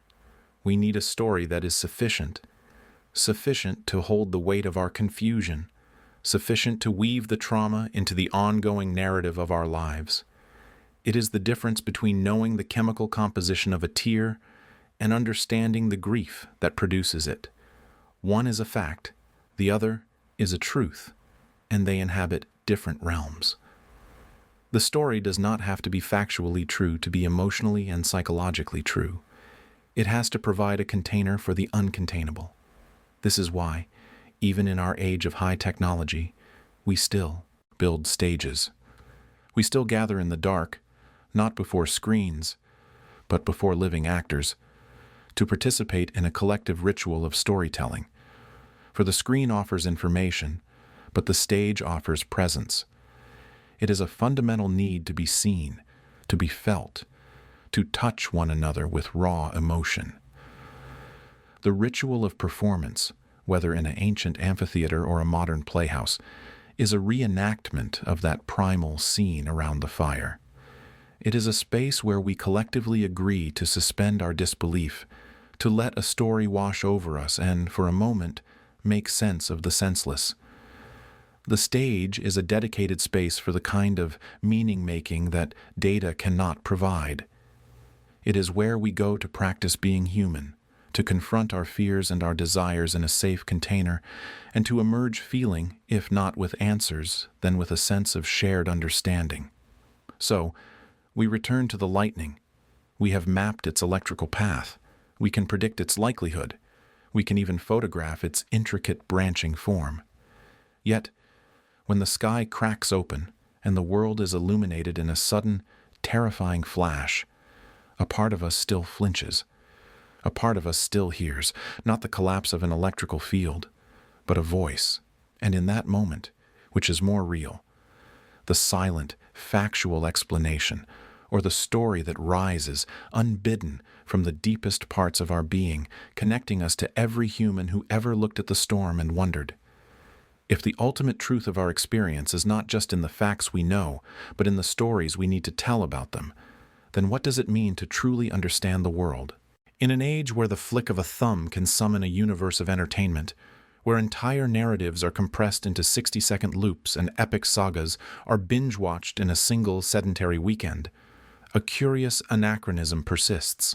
Thousands of people still dress up, travel across cities, and queue in the evening air. They hand over tangible currency for a slip of paper that grants them a single, fixed seat in a darkening room. They are there for a story that cannot be paused. There will be no rewind, no fast forward.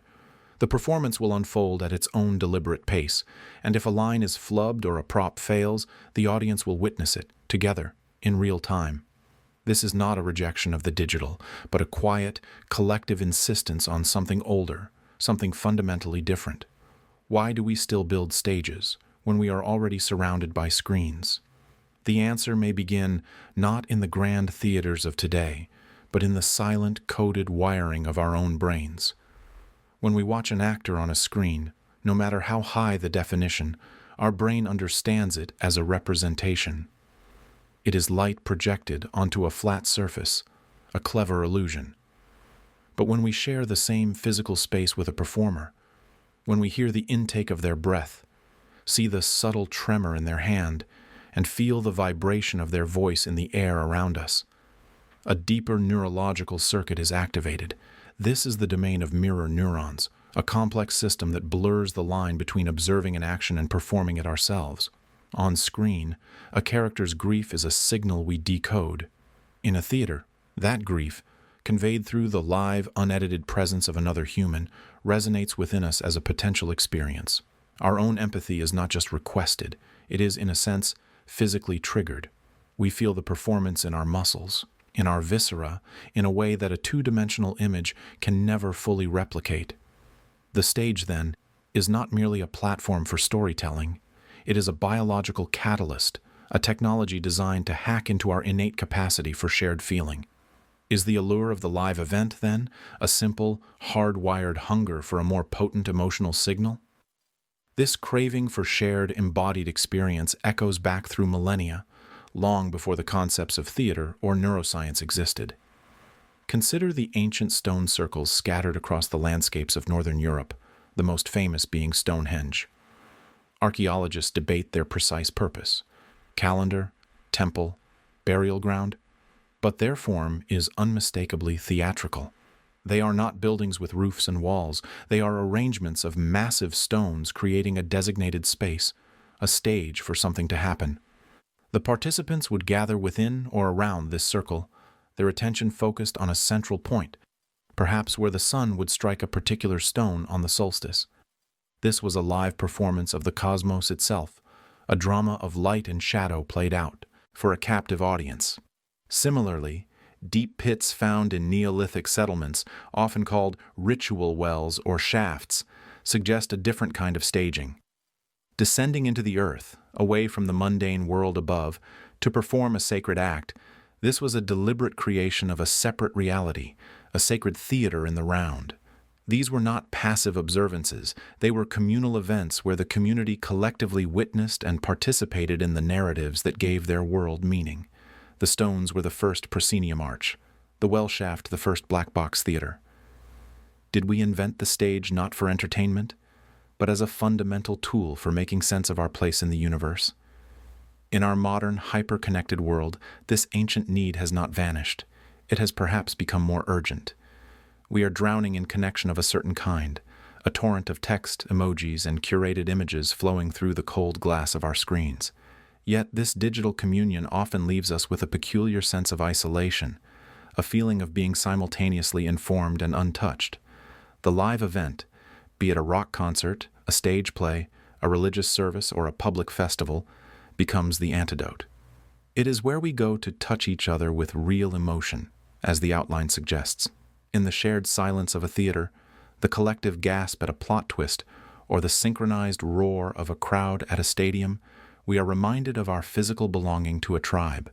The flickering light of 1,000 cell phones at a concert is a modern-day echo of holding up a lighter.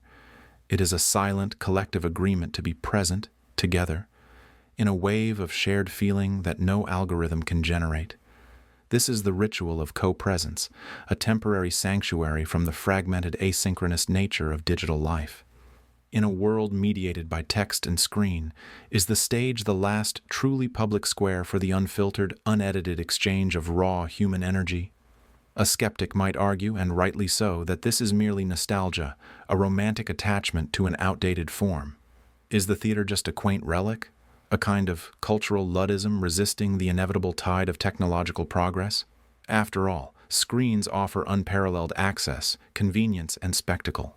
They can transport us to impossible worlds with a fidelity that the most elaborate stagecraft could never match. Perhaps the persistence of the stage is simply a luxury, an aesthetic choice for those who can afford the time and ticket price, a form of sentimentalism rather than a necessity. This counter-argument holds weight. The digital realm is not the enemy of human connection. It is its own powerful, evolving ecosystem. Yet, even within this ecosystem, we see a push towards liveness, live streams, real-time interactions, the fleeting nature of stories that disappear after 24 hours. It seems we are constantly trying to inject the urgency and authenticity of the live event back into the digital sphere, with mixed results. Could it be that our screens are not replacements for the stage, but rather desperate imitations of its most powerful effect? The conclusion, then, is not that we need the stage. It is that we cannot not have it. It is not an optional extra in the project of human society, but a foundational component. For a society to function, it is not enough to have laws and transactions, the cold, hard logic of a social contract. We also need ritual. The stage, in its broadest sense, is the engine of ritual. It is the space where the abstract values of a culture, love, justice, sacrifice, community, are not just discussed, but are performed, embodied, and felt. The law tells us what we must not do. The ritual shows us who we aspire to be. The shared experience on the sacred ground of a stage, whether that ground is made of ancient stone or polished wood, reaffirms the invisible bonds that hold us together. It is a live broadcast of our collective soul, transmitted not through fiber optic cables, but through the vulnerable, breathing, and irreplaceable presence of human beings sharing a moment in time and space. We build stages for the same reason our ancestors arranged monoliths, to create a focal point where the chaotic noise of individual lives can briefly coalesce into a single, meaningful chord. But if the stage is the vessel, then what is the essential substance it carries? What is the invisible architecture that turns a gathering of strangers into a temporary community? This suggests that ritual itself is not a primitive custom, but a sophisticated and necessary operating system. It is the software that runs on the hardware of society, a recurring program that maintains, updates, and reinforces what a community holds sacred. A community cannot simply will itself into existence and cohesion. It requires these repeated, formalized actions, these performances, to remind itself of its own identity. The handshake, the wedding vow, the national anthem before a sporting event, the standing ovation at the end of a play. These are all mini rituals, small stages upon which we perform our belonging. They are the code that allows the complex and often fragile system of human collaboration to function. Without these shared scripts, are we left with just a collection of individuals, staring at our own separate screens, waiting for a signal that never truly comes? A new community forms, a fragile constellation of individuals drawn together by necessity or chance. In the raw dawn of a collective, no one knows the rules. Who decides? Who speaks first? Who is trusted when the shadows lengthen and a predator's cry echoes from the forest? There are no resumes, no titles, no inherited thrones. Only a silent, anxious tension, the unspoken question hanging in the air like morning mist. And then, something happens. A fire is lit in a specific way. A particular chant is begun by an elder. An animal is slain, and its meat is distributed not by hunger, but by a newly invented protocol. A ritual is performed, and in that shared, patterned action, the mist clears. The software begins to install itself onto the raw hardware of the group. The human brain, that 3-pound universe of firing neurons, is not a solitary processor.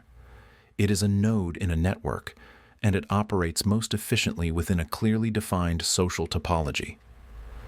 Constant negotiation over status and role is neurologically expensive, a drain on precious cognitive resources better spent on spotting threats or finding food. Ritual provides an elegant, pre-conscious solution. It creates a shared reference point for who is who without the need for lengthy explanation or violent conflict. It is a silent language that the limbic system understands perfectly. When a young member of the tribe undergoes a painful initiation rite and emerges with a new scar or a new name, the entire group's perception of that individual is instantly recalibrated. The ritual hasn't just changed the boy. It has reprogrammed every other brain in the community. The ambiguity is gone, replaced by a clear, emotionally charged file. This is a man, a warrior, one of us.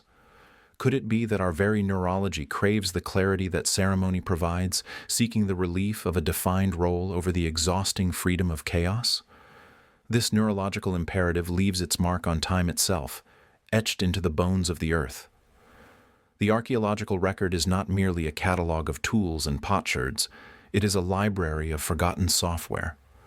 From the deepest caves of Europe, where handprints were stenciled in ochre alongside magnificent beasts, to the monumental stone circles that track the cosmos, we find the same story. Early societies, without exception, developed intricate ritual systems to establish roles, hierarchies, and identities. The coming-of-age ceremony, the sacrificial offering to unseen forces, the ritualistic declaration of a new leader, these were not cultural flourishes. They were the fundamental operating code. A burial site, where a body is laid to rest with specific grave goods, a flint knife for a man, shell beads for a woman, is not just a grave. It is a powerful, silent statement of a social structure, a way of shouting into the future. This is how we were organized. This is what we valued. The artifacts are the hardware, but the ritual of their placement is the software that gave the meaning. What does it say about us that our most enduring monuments are often not places where we lived, but places where we performed? This ancient code did not vanish with the advent of the modern world. It merely found new containers.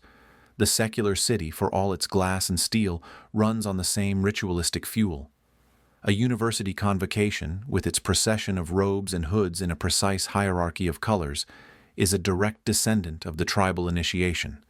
The solemn oath of office, the hand on a sacred text, transforms a citizen into a president, a judge, a soldier. A wedding ceremony, beyond its legal function, is a public formatting of a relationship, instructing the wider community on how to perceive and interact with this new union. Even a national day of mourning, with its shared silence and draped flags, is a collective ritual that allows a million-strong society to understand itself as a structure in a moment of profound dislocation.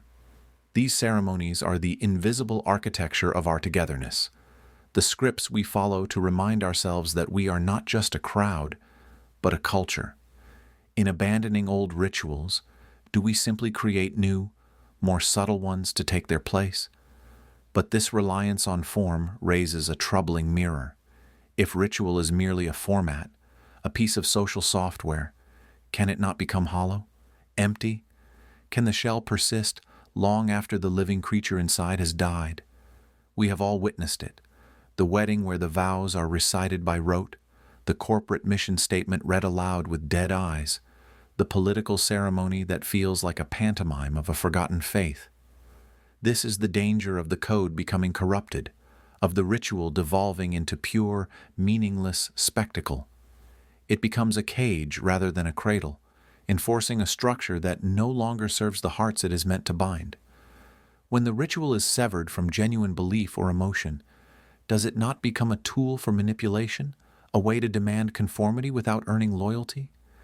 Is the most insidious oppression not the one enforced by brute force, but the one maintained by the hollow repetition of a once sacred form? Perhaps. Yet, even in its potential emptiness, there is a profound truth. The form, the ritual itself, may be the only vessel we have to carry us back to meaning. It is the visible path we walk when the internal map is lost.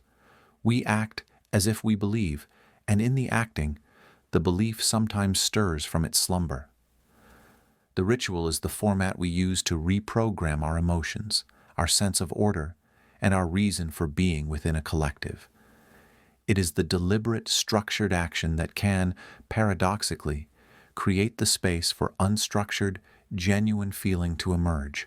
The handshake may be a formality, but it is a formality that can seal a bond. The funeral rite may be a script, but it is a script that gives grief a shape and a direction, preventing it from collapsing into formless despair.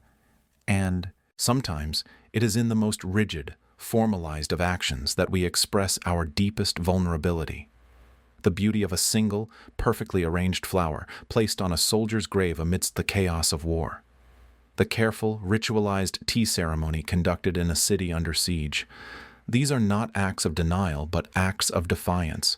They are the social software running a program of tenderness on a hardware of brutality. The ritual, in these moments, becomes the strongest possible way to express fragility itself. It is a whisper that echoes louder than any bomb blast, a testament to the human spirit's stubborn insistence on order, on meaning, on beauty, even when surrounded by their opposites. Could it be that our most profound strength lies not in abandoning form, but in mastering it so completely that we can use it to speak the language of our own softness? This very softness, this seemingly irrational pursuit of beauty, presents its own ancient paradox. In a world of survival, where every calorie and every moment counts, why would we ever bother with what is merely beautiful? In the brutal calculus of the hunt, where a single misstep could mean starvation, spending an hour grinding ochre to paint a stripe on your cheek seems like a catastrophic liability. It is time not spent tracking prey. It is attention diverted from watching for predators. The scent of the pigment could alert the very animals you seek, or attract the ones that seek you. To an outside observer, it is the height of impracticality, a dangerous frivolity.